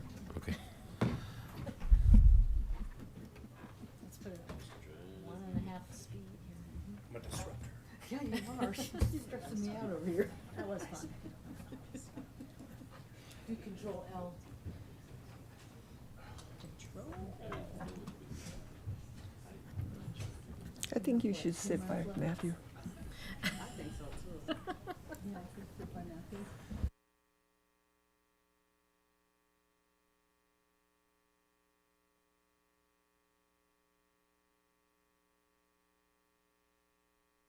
Yes. Trade places with the. So Mayor Council, we're here today to present an overview of the 2026 proposed budget for you all. As I indicated earlier, by charter, I'm required to present this budget to you prior to September 1st. Today we have a fairly high-level overview that we're going to go over. We'll spend some time talking about some of the challenges that we had as we were preparing this budget. We will also cover the budget schedule with you all to give you a sense of what's coming in the future. If council has any high-level conversations, please feel free to ask those questions. And then in some cases, we may tell you we're going to spend some more time in detail on this in the future. Once I finish this presentation, they will send you an email with a link to the budget document so that you all can start looking through that as we prepare for the next month going through the budget process. One of the things that I did want to say that we are changing this year, and Teresa can help me jump in. One of the comments that we've routinely received from the Government Finance Officers Association was really about our budget message and the fact that it was, they were not able to clearly distill kind of what we were focusing on in that year. And we had a lot of information related to what revenue streams and expenses we're doing in the past. And so in working with Teresa, we really tried to reframe that budget message to really meet what the Government Finance Officers Association was looking for. We have been getting the awards, but this is something that they, I think, repeatedly brought to our attention. The other thing that we did, so when you read it, you'll also notice that we really tried to focus more on plain language as we were talking about the budget, because going through that level of detail could get a little bit confusing if you weren't really into all the numbers and understanding what we were trying to say. So I did want to say that to you all, because the budget message is going to look a little bit different this year, and we'll still have the same information, but we're going to hyperlink into it. So you can go to some charts and graphs and really see what we're talking about, and then we'll explore that as we go through the detail of the budget in this process. Did I miss anything, Teresa? Great. So one of the things that we do as we start preparing the budget is we look at council priorities in terms of what we're putting together. So what I wanted to say is, over the last few years, this has been front and center as we're making decisions and looking at what we're funding and why we're funding it. This budget was a little bit more challenging, and we'll go through that in detail. So you're not going to see a lot of new funding, especially in the general fund, as we continue to move forward. When you, just at a high level, the 2026 budget is balanced. That is also a requirement that I have as part of the city charter. And we're maintaining service levels while still trying to address some of our strategic priorities. We do utilize priority-based budgeting, and it's not only aligned with the council's goals, but we also align that with Envision Longmont. So for some of the council members that weren't here when we started this, we did a fairly extensive amount of work with the community, going out and asking them to prioritize where do you want to see your funding as it's related to Envision Longmont.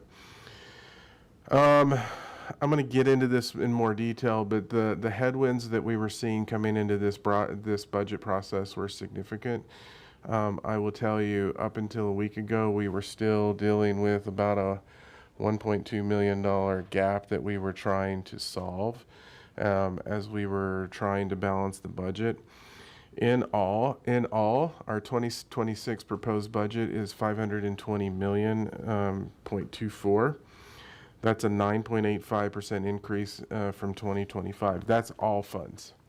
And so you'll see a slide later where we highlight some of the major funds, but we have 62, right? Or 60, maybe we're adding one or two this year. So we're going to have in excess of 60 different funds in this budget process. And I bring that to your attention because we have a lot of rules that we have to work through in terms of how we're moving through that process. So key highlights. This is again a budget where we're not proposing any tax increases. One of the things that council's talked about in terms of looking at how we're approaching this budget, how we've approached recent budgets, is really being focused on market competitive employee compensation. While we are seeing some changes in the employment sector, we are still seeing areas within our organization where it's highly competitive in who we're competing with. So we're continuing that approach. Do I have another slide with the percentage on that, or I'm trying to think? No. Yes, you do. I do, okay. Enhanced infrastructure investments is something that we're continuing to focus on in our budget process. That's probably one of the most significant things we have to do. One of the things that we do in the budget is we do balance the budget by utilizing fund balance. And in this case, we're doing 43.87 million of fund balance. When we talk about the purchasing processes that we have to go through and how we fund it, what we do is actually start accruing funding over time to actually build the dollars available so that we can pull the trigger on some of those projects. And then we're really focusing on our level 1 expenses, which I'll talk about in more detail. This budget got really interesting about the end of July and the beginning of August. And so there are some projects currently in development that may have a positive impact on our budget, pending our ability to get some certainty.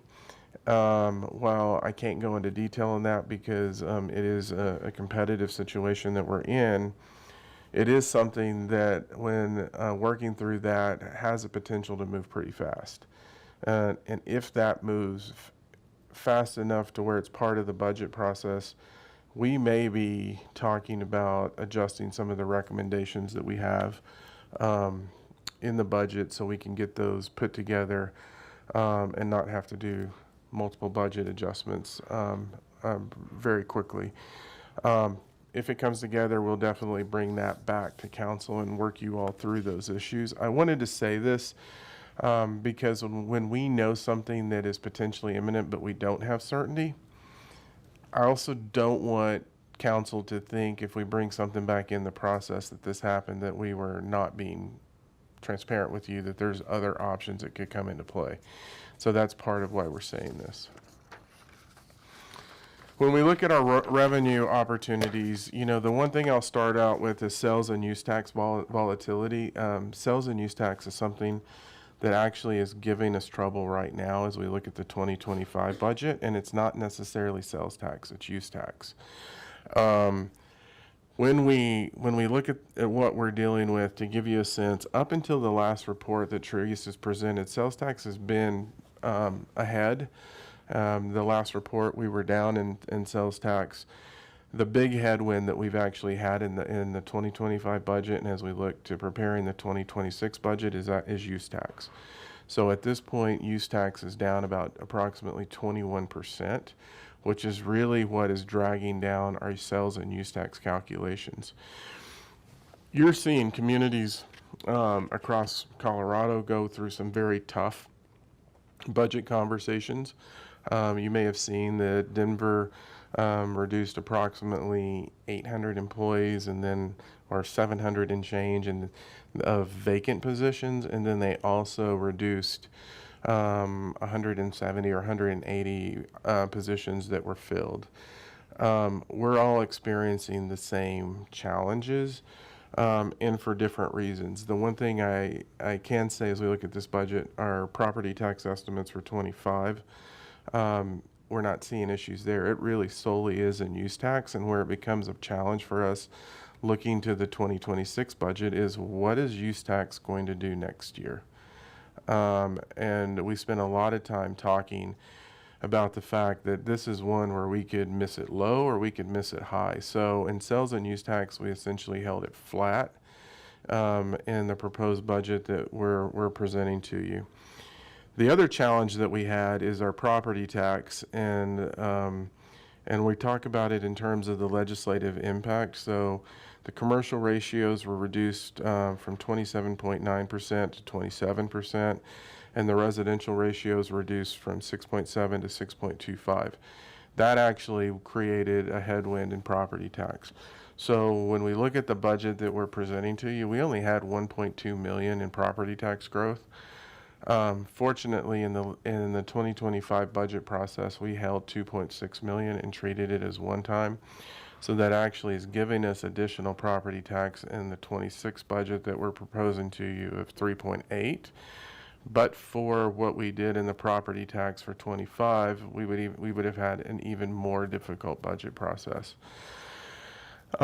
We did look at some recreation revenue enhancements that's contributing to this, and it's increased. One of the things is increasing day camps because we're finding that there's an additional need, which actually drives more revenue into this.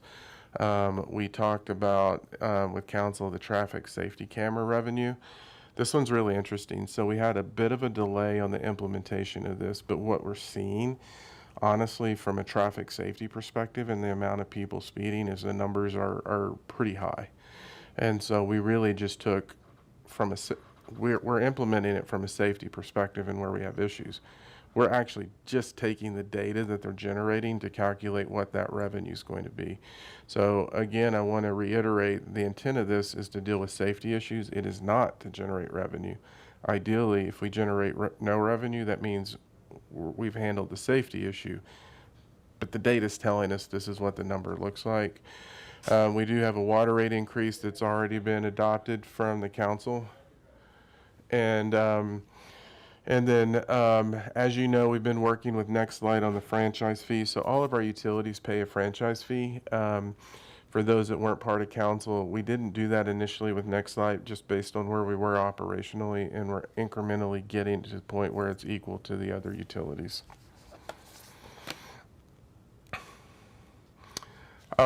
So when we talk about the budget challenges, I talked a little bit about what's happening in sales and use tax, and it really is inherently in the economic environment.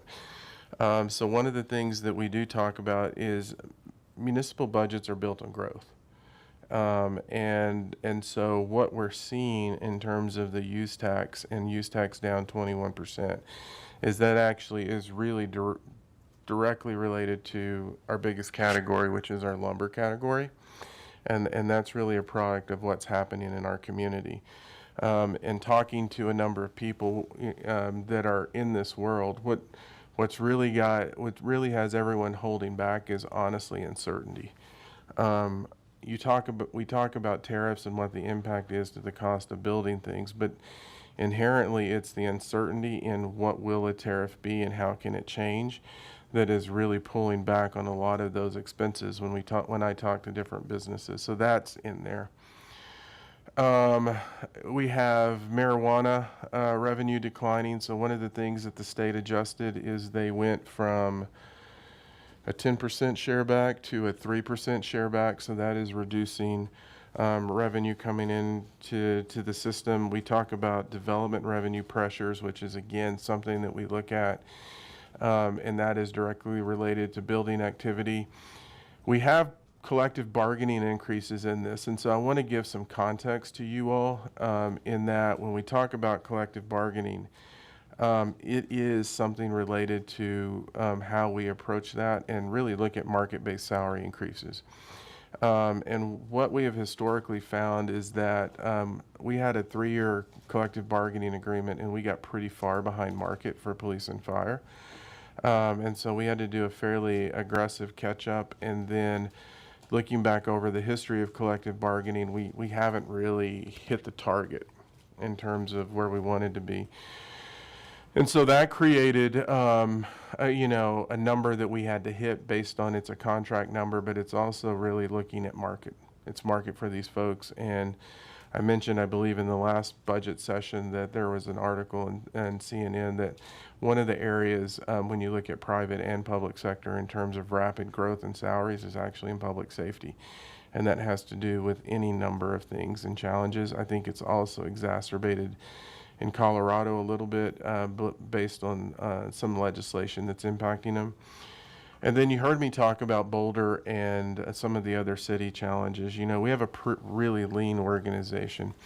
So what I can say is that when we compare ourselves to our comparison organizations that we typically use for compensation benchmarks, and we look at our staffing levels, it is not uncommon to see us really in the range of a 10% difference in our staffing levels versus these other communities, meaning our staffing levels are lower. And that's also part of our compensation philosophy of trying to move to 102, because we do ask a lot of our staff members. So any adjustments that you make to the budget, what we can tell you is that there's not fat. and we make those adjustments to the budget, we're actually talking about service level impacts, and what we can and can't do. I'm not going to go over this in detail. You'll be able to see it on the chart, but this gives you a look at some of our fund structures and what we're dealing with. And so if you look at, I'll point out the general fund where the proposed revenues are 124 million and our expenditures are 131. You can see that we're actually using 6 million of fund balance to fund the capital projects that are in those budgets. And we'll talk a little bit about ongoing and one-time funding and how we approach it. So you can see where we're doing this across the fund structures. You know, one of the things that is important is we have very distinct rules in terms of how we move money, how we fund, and what we can fund from the various sources. So it's not like we can just take money from the electric fund and say we're going to put it over here to support the public safety fund. Because of all the requirements that we have to hit from a fund accounting perspective and a legal perspective. When we look at new resources and we go through a process of we look at what are level 1 expenses, and so generally the way I talk about level 1 expenses is those are must-pay bills and existing contracts where we have inflation-driven increases, we have typical inflationary pressures. You know, one of the things that we talk about when we really look at inflation is you're probably used to seeing people talk about inflation in terms of the consumer price index, which does impact our expenses. The other thing that impacts our expenses is that we also have to deal with the producer price index. And so depending on what we're looking at within our organization, both of those indexes and the inflation rates actually impact us in what we're doing. When we look at level 2 expenses, those are requested items to enhance existing services or provide new services. And so we talk about new positions, expanded hours, expanded levels of service within departments, you know, doing more on maintenance contracts. We also have something that also occurs. So if we do benchmark adjustments, those actually fall into level 2. Those aren't considered level 1. And so what I will say, you can see this in the highlighted item, based on where we were from a revenue standpoint, we are unable to fund any level 2 general fund or public safety fund increases in this proposal, based on what we're seeing specifically in the public safety fund sales and use tax. We have a handful of funds that are dependent solely on sales and use tax. We have the open space fund, the transportation fund, and the public safety fund that are what I really want to spend some time on.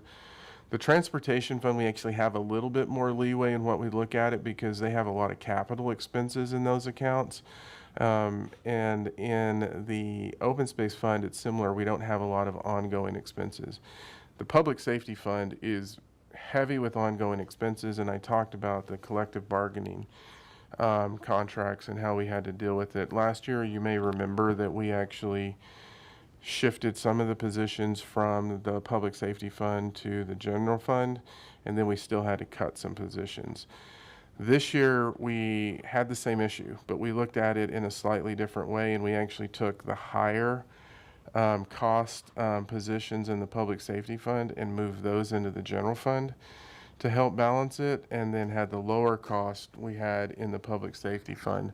And so you can see that that was an additional headwind in terms of what we were trying to do to balance the budget. One of the things that we did consider was actually we're taking the same conservative approach in budgeting, we're just doing it slightly different. And so instead of eliminating positions because of the uncertainty in the market, we are going to hold some positions in the public safety fund, and we'll be working with them in terms of when and if they can open those positions versus cutting it as we kind of look at trying to balance the budget. So still taking the same conservative approach as we look at the budget generally, but we're going to operationalize it in a different way. And then we have a lot of one-time expenses, and those are requested for 1 year only or term positions where we're very focused on testing concepts or identifying that we don't need positions in perpetuity. So, the 2026 budget includes 12 new FTE. Oh, let me back up on this one. We did on level 2 expenses. We did have to fund some job audits, and so that's a little bit of a nuance. And I talked about this. So a job audit is where we look at somebody's position and we're evaluating what it has in their job description. What are they doing, and are we actually comparing them to the right benchmark? A lot of people say, well, that's a level 1 expense. In our system, it doesn't fall into level 1, it falls into level 2. So you will see additional expenses in the level 2 category, but those are job audits where people are already doing the work. That's really the only thing in addition to level 1 that we funded. You can see when we talked about not funding any expanded level services in the general fund, and I'm going to qualify this in IT services. We are adding 12 new FTE positions, and you can see that they're all sitting in other enterprise funds, not in the general fund. The IT services, that is a new fund that we're creating, and so we have 4 FTE, 1 ongoing, 3 fixed term in that category. And so one of the things that we've seen within our budget process, and I think it's been an item that has sort of been the bane of our existence, trying to figure out how we fund things, is how we look at information technology and how we approach it as an organization. And so over the last 13 years, we've been really focused on trying to move to enterprise-wide systems and move away from department-specific systems, because what we were finding is there are duplications that occur in that world. We also have that also creates more work for our ETS department because they're having to manage more systems, and then when we try to look at interconnecting systems, it becomes a greater problem. So we're losing some efficiency and effectiveness. So this year we're actually creating an IT information technology fund, where we're starting the process of pushing our information technology expenses into one account and then costing those out across the organization. This is really going to focus on our Salesforce implementation initially, but what we're trying to do is create a process where people are working with each other across the organization to really maximize how we fund IT and really get everyone to work collectively in that process. And this is going to be ongoing work that we're going to have to undertake over the next probably 2 budget cycles as we continue to refine this looking forward. This is a snippet. Harold, can I ask a question? Yes. Can you go back to that last slide? I want to see if I'm counting this correctly. You said 12 new FTE positions. When you say electric, does that mean 3 are going to be part-time? One's a fixed term position, and then they have the other crew that we talked about in the rate structure that's going to be focused on capital improvements in that. So there are 3 full-time positions and 1 fixed term position.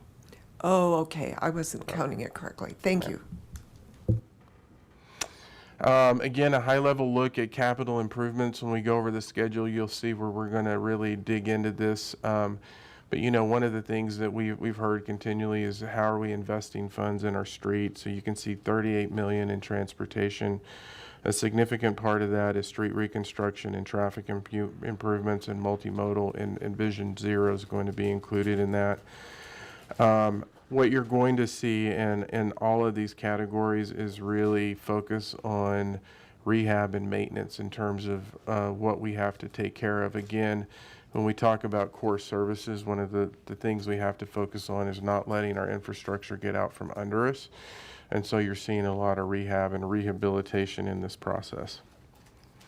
The one thing I will point out is that you may know that the Downtown Development Authority purchased 600 Main Street, and they're working on a project in that location, so you can see $820,000 allocated for that.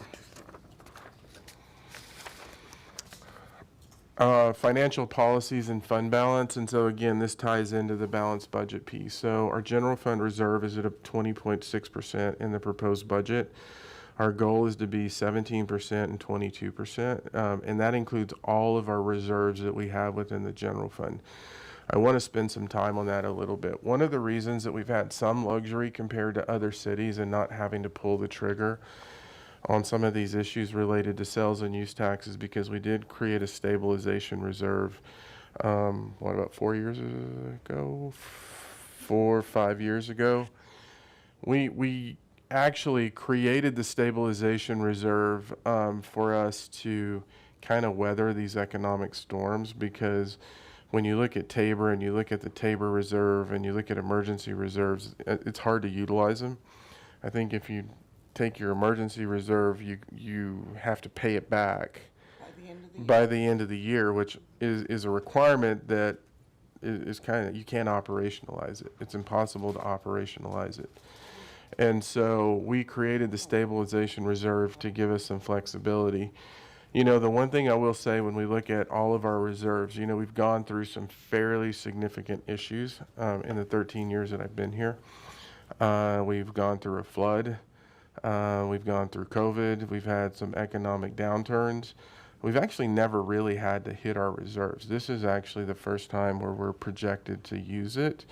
And we're doing it to really balance the system, because I think in our minds, this is going to turn around. We just don't know when. And what you'll see in the budget is, while we're projecting to use some of the reserve in 25, we're actually rebuilding the reserve as part of our budget proposal. Once again, it is balanced. We do have enterprise fund cost recovery. Rates are aligned with our operational requirements.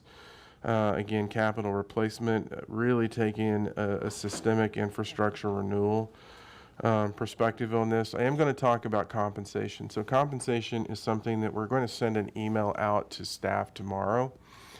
This year, it's a little bit different. So historically, we have been chasing market. Every year we're chasing market. This is the first year where we've actually seen ourselves catch market, and that's a good thing and that's a bad thing. So we have a number of our folks that are behind market, which we did have increases designed to catch those people up that are behind market. We have probably the largest number that I've seen of people that are ahead of market. And so you're asking, why is that happening? There has been a lot of market uncertainty in terms of what other cities were doing. And so for perspective, over the last 2 budget years, when we looked at what we thought was going to be the range movement, one year it was 6.25% and the other year it was 4%. And so we had over 10% range movement. We got it right on some positions, we got it wrong on some positions. I talked about the public safety department. We've gotten it wrong there too, and it's just the markets and how they're moving. So as we looked at this budget and we're trying to figure out how we approach it today, this is one of the areas where if some of these projects hit, we're probably going to talk to you all about needing to adjust this category, but we're not sure. What we're really hearing in terms of a market perspective is that a lot of cities right now are uncertain in terms of what they're going to do. And obviously that's because of the financial situation we're all in. So our proposal in this budget, if you remember, we were at 101 at one point, and when the budget got bad, we had to move down to 100 to balance the budget with a market adjustment. So in this case, we're making a recommendation to pay at 101%. Based on what we're hearing at this point from a market perspective, we're not seeing range movements. But we're going to pay attention to this. One of the things that we spent some time working on is incremental development review. And so this is, again, an area of funding that's pretty volatile. And Teresa and I spent some time digging through the numbers. Teresa's done a really good job of actually building some charts that are allowing us to see patterns and movement and moving really more into forecasting. And so when we started digging into this, they set a threshold of 200 units. And any revenue that's generated from building permits beyond 200 units actually goes into what we call incremental development revenue. And that was basically as a result of the 2008 time when we saw it dip below, and that created some major headwinds from a revenue perspective.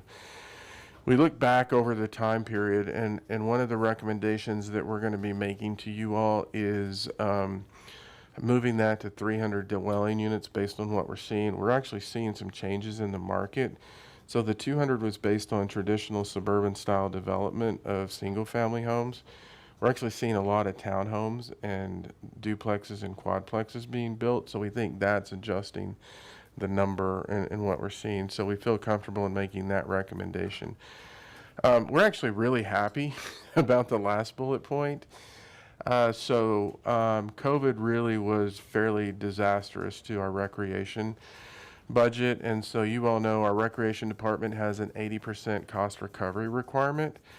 So when we think about what other cities do and you look, if you had to make cuts, well, if you made a cut to recreation and you saved $1, you're only getting 20 cents from the cut, because 80 cents of that dollar they actually have to generate through cost recovery.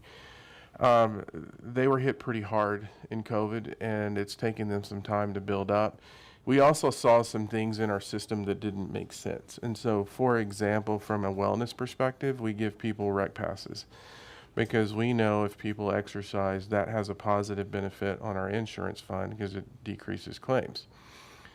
We actually have historically been putting that on the back of the rec center. And so they were essentially eating the cost of the rec passes instead of putting it to the health fund. So we made the decision to actually, that's really truly an expense of the health fund.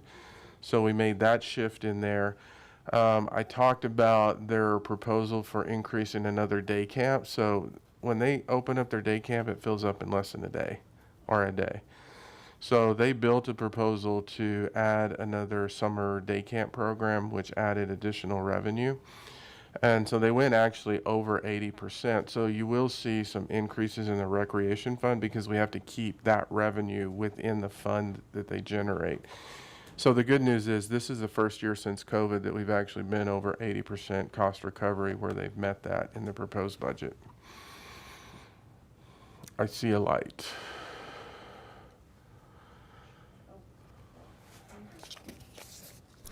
Thank you, Mayor Peck.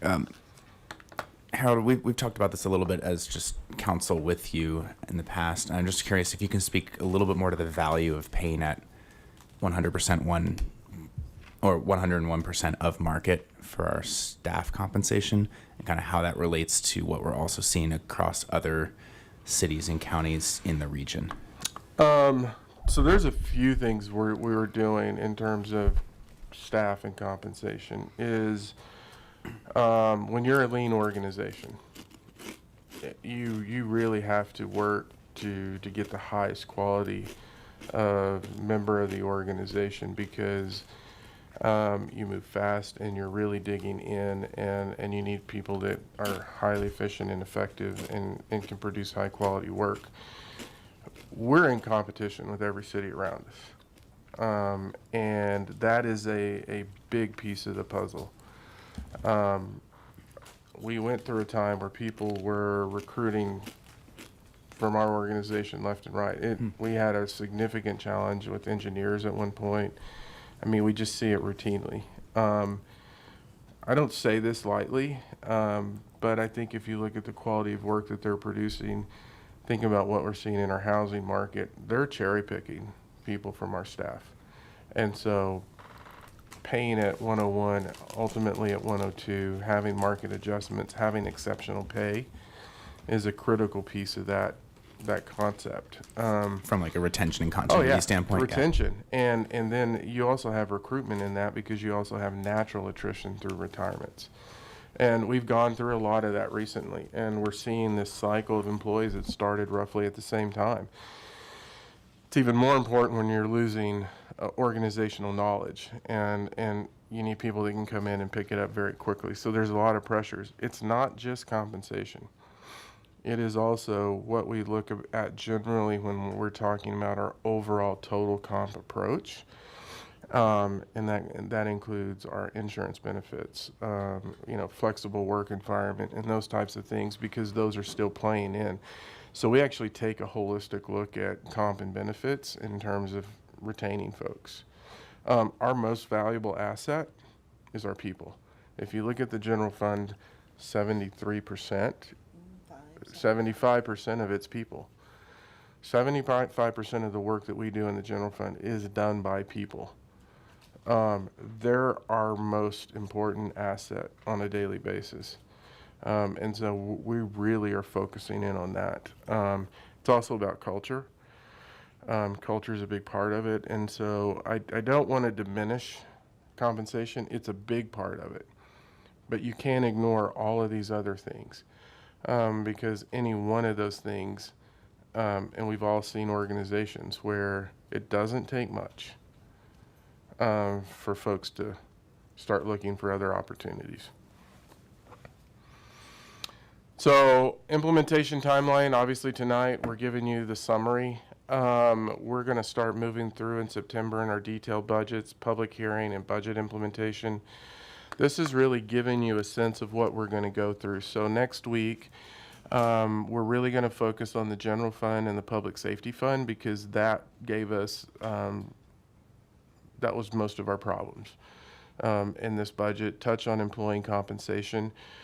And then we're going to spend some time on unfunded needs, because I think we all hear about things, we're not doing, things that we could do better. It's not lost on us. And in some of those answers, I'm not the person that always goes, we need more, because that's not necessarily always the answer. But I think we are seeing some challenges where we do need to really help in some of our staffing levels, just because it's so dependent on people. When we can, we're really looking at technology to help us improve this. So one adjustment that we made in this budget cycle, obviously last night at the minimum wage conversation, we heard about permitting and processes and how we're connecting.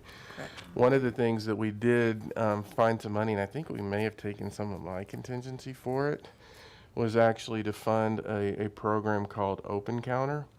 And so Open Counter is really going to automate how we handle our fees for building services, so that we can give people more accurate fee estimates. We have some automation associated with that, reduces the likelihood of errors. But then what we're inherently doing is we're creating people capacity within our people, so that instead of saying we need 3 people down the road, we may go, hey, we've gained enough capacity, maybe we only need 1. So efficiencies in technology are an important part of what we're trying to do, because we're trying to balance these issues out, and it really becomes a force multiplier for us. You can see on the schedule the 9th and the 23rd, those are relatively light budget nights, and that's because those are regular council meetings. And so we're trying to be cognizant of that. So the 2nd and the 16th are pretty heavy. Council did specifically request a detailed conversation on the airport fund in a budget summary. You can see that is on September 23rd.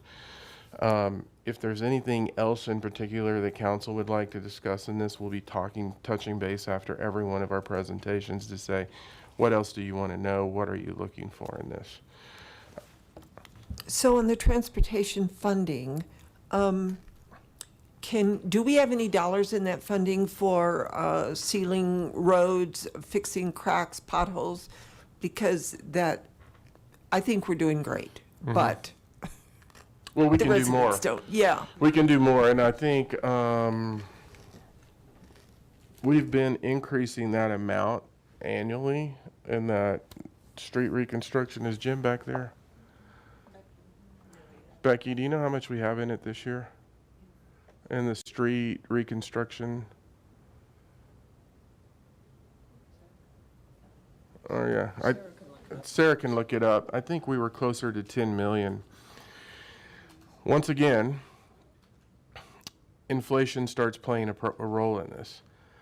And this is why we're increasing it, because when you look at it, when asphalt starts going up, when rock starts going up, concrete starts going up, in many cases that increase is actually increasing faster than the sales and use tax that's coming into that fund. And so that's where we're having to really balance those expenses. But yes, that is a major focus of ours. One of the things that I think is important in this is in all of these funds, and it's not lost on us, we did have to, as part of the 2013 flood, really hit these funds for the match to leverage the in excess of 130 million in federal funds, because they had match requirements and then we had recovery requirements. And so when I said we didn't have to touch fund balances, it's because we were working within the fund structure to leverage those dollars. But it did create a bit of a headwind, so now we're having to catch up. Do we need to put any more money into the RSVP, or is that fully funded? I think right now there's some grants that we're looking at through the state where we have our match built in. Okay. But that is something that, you know, we're always going to have to look, because again, if you remember the reach that we're working on now at Isaac Walton, we had to come in and actually put more money in because the cost of the project went up. And so those are things that we're always managing real time based on the bids. Okay, and I don't know if this is part of the budget process or just a conversation, but again, at the minimum wage? What? Need to move that the meeting Oh. is extended past 11. Thank you. Second. Been moved by Councilor Rodriguez, seconded by Mayor Pro Tem Hidalgo, fearing that we move the meeting past 11 o'clock. All those in favor? Aye. All those opposed? It moved. It moved. So, what was I saying? RSVP, and then you went to something else. Oh, the minimum wage. The minimum wage, I was going to say, is there anything, and this may not be in the budget, that we can do for incentives for small businesses going forward? Is there any set-asides for that? Nothing. Okay. Now I know. So a couple of things that we did in this based on, you know, so we maintained the funding that council has historically had for affordable and attainable housing. You remember we had to pull back on the ongoing funding last year, and so we still kept that in one-time funding. And so, I mean, that is something that we have to really work on council. Now, what I can say is, again, some of the projects that are right in front of us, there may be some opportunities. I just can't tell. Right now, I'm saying based on the numbers we have, this is a tight budget. The one thing I also wanted to say to you all is that when we look at expenses and headwinds, I have different presentations that I'm working off of. Unfunded community needs and community expectations is something that's continuing to come at us. And obviously we're seeing the revenue picture on this. The thing that's got us really concerned is unfunded state mandates. As we know, just like us, the state legislature is in special session, and you heard about it last night where they're making adjustments similar to the marijuana tax. I mean, we lost 7% in that, and that was all what the state was forwarding to local entities. And so we're going to be really mindful in terms of not only what the revenue cuts are that are coming from the state, but what unfunded mandates are we going to get. Think about, and this is a great program, so I'm not saying it, but when they increase the requirements on our victim advocate program, when they do that, we don't have a choice about whether or not we fund it. We have to fund it because that's a requirement, and so those creates additional, things like that create additional challenges. Typically in most states, when they start having budget issues, you start seeing the unfunded mandates moving down because they're trying to manage their budget as well. Yeah, thank you. Just a quick question here. Harold, given some of the discussion earlier tonight on the airport, would it be, and some other questions that a few of us continue to get regularly about infrastructure, services, concerns for the airport, would it be possible, would it be a reasonable expectation for those who need to prepare for these types of meetings to swap like the airport fund summary with one of the ones on September 9th? So we're still preserving the general intent of flow and structure, but maybe we do transportation and airport together or something and swap LDDA over there. I don't know what the expectation there is, so I'm just asking since this is the first time I'm going through this. So one of the reasons that I kind of put the airport fund off on its own is because I was also anticipating that may change public invited to be heard in terms of the volume of people that we may have. And that's something for you all to consider. We can shift LDDA in the airport fund. I will tell you, one-time expenses and transportation will take a fair amount of time. But we could put airport, if it's council's desire, we could put airport fund and flip LDDA in that. Are you prepared to do that? There's a lot of work.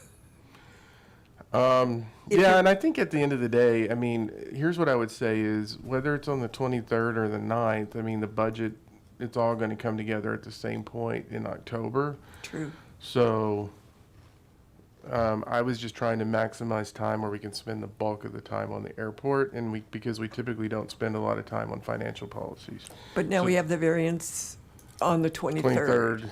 Well, and then you have the sit lies, so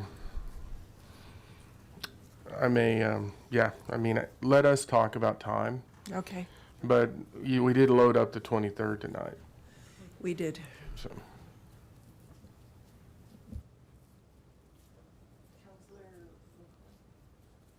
Thank you, Mayor Peck. Well, one thought that I had, and I'm not one for normally, reducing public invited to be heard, but some communities, what they do is they give people 3 minutes to talk, but they limit the time frame to 1 hour, so that those that get in that 1 hour, so we can, particularly during budget hours. And I don't know if that's something that we would entertain, but it's something to consider. That is a question for you. Yeah, it is our call. If we did consider that, we'd have to do it at the next meeting and put that out so I'll talk to Eugene about it and see what he thinks. Other than that, that's that answer. Is there anything outside of the conversation on the airport that you're not seeing on this list that you would like us to spend time on, or you have questions about? Just so we don't have executive sessions on these things. Because it's, yeah. You do, you have the judge's evaluation on the 2nd. Okay. Councilor Christ. Thank you, Mayor. We didn't answer your question, did we? Yeah, we didn't yet, but I do want to comment that I was very excited to see wayfinding funded this year. Mm-hmm.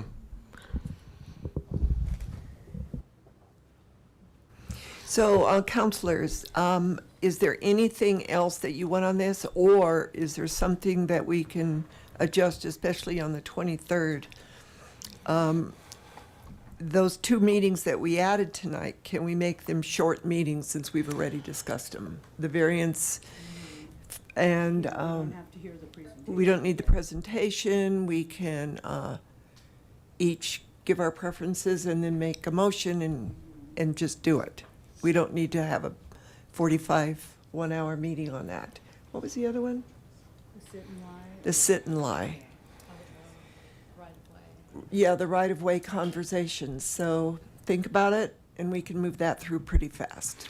The other thing, I know council had the 30th, and I honestly can't remember why we held, there was something on the 30th that said, well, if we need it, we'll use it, but if we don't need it, we won't. We have a little bit of flexibility, but we're trying to also be cognizant of council's time during this month, because what we have learned is these are long meetings. And if we can give you all a break before we head into the October sessions, it does give you some time to think through some issues. And so we have some flexibility on the 30th, just so you know. Which one of these dates is going to be the Lura meeting on September? Do you know? I don't think it's not a council meeting date. No, it's on Monday. It's like on a Monday or something. Oh, okay. So the Lura board, of which you all are part of, gave us direction that said we don't necessarily need to look at meeting dates on council meeting dates to kind of avoid some of the challenges we've had. And so it's Okay, it's I not wasn't on at that meeting, so, okay. All right, Is there anything in particular? last chance. Speak now. All right, so think about it. When we come in and we present on next week, we'll ask you the same question. Okay. Thank you Thank you. very much. I need a motion. Oh, well, no, Mayor. Oh, last call, public invited to be heard. I don't see anything. Not seeing anyone, I will close final call, public invited to be heard, and ask for city manager comments? No comments. Okay. Mayor, council comments? Really? I got three things. First, just wanted to thank our staff for sticking around tonight and for the other late nights that it's been recently, including the LPC staff who stuck around and I think are now gone, but who stuck around for the proposal or the scenario discussion that we moved through extremely quickly. So thank you. Also wanted to thank Sandy for facilitating and planning the fishbowl on the minimum wage last night. I think we all kind of left in a bunch, but if the public is watching and didn't watch or didn't attend last night and was curious, that was recorded and will be up if it isn't already. And it was a really thoughtful discussion on the minimum wage. I know I learned something last night, and hopefully others did too. And then lastly, I just want to make a brief comment on the variance discussion that we had without talking about the substance there. Just from a process standpoint, I intentionally waited, council members, to propose my amendment until I'd heard from all council members who wanted to speak, because I thought that was kind of generally the process. So I was a little confused when two of us spoke up and opposed the variance altogether. I didn't get that sense from people. So, I mean, that would have been really helpful to know sooner, because I was trying to consider what condition was going to be the most productive to offer. And that informed my line of questioning too. So just sharing, because I was trying to meet the spirit of both the concerns of what I had heard and what I have heard from others with a pragmatic solution that allowed us to also advance support of senior housing, which is something that I think I've heard from this council unanimously repeatedly state that we need more of. So I was trying to follow the process that we've been shaping this year, at least from the part that I've been a part of. And so apologies if I did something that wasn't as productive, and I'd welcome suggestions as to how we can move that forward productively in the future. Let's talk. Can I have a motion to adjourn? What? So moved. City attorney, do you have any remarks? I actually do have a You do, okay. I will defer to the city manager. No remarks. Okay. What I did want to say is it was a bit of fortuitous that the business leader conversation had us push the ordinance in question that we talked about tonight, because literally yesterday we were informed of some changes from CDOT that is also potentially changing the conversation. Yes. And so they're already taking a slightly different approach. We don't know enough about it. We're trying to learn. So that will be actually additional information we're going to be bringing forward that we literally found out about yesterday. So it is fortuitous that we did do that. Okay, great. We did something right. Can I have a motion to adjourn? All right. It's been moved by Councilor Popkins, seconded by Councilor Chris to adjourn. All those in favor? Aye. All those opposed? We are adjourned. Good night.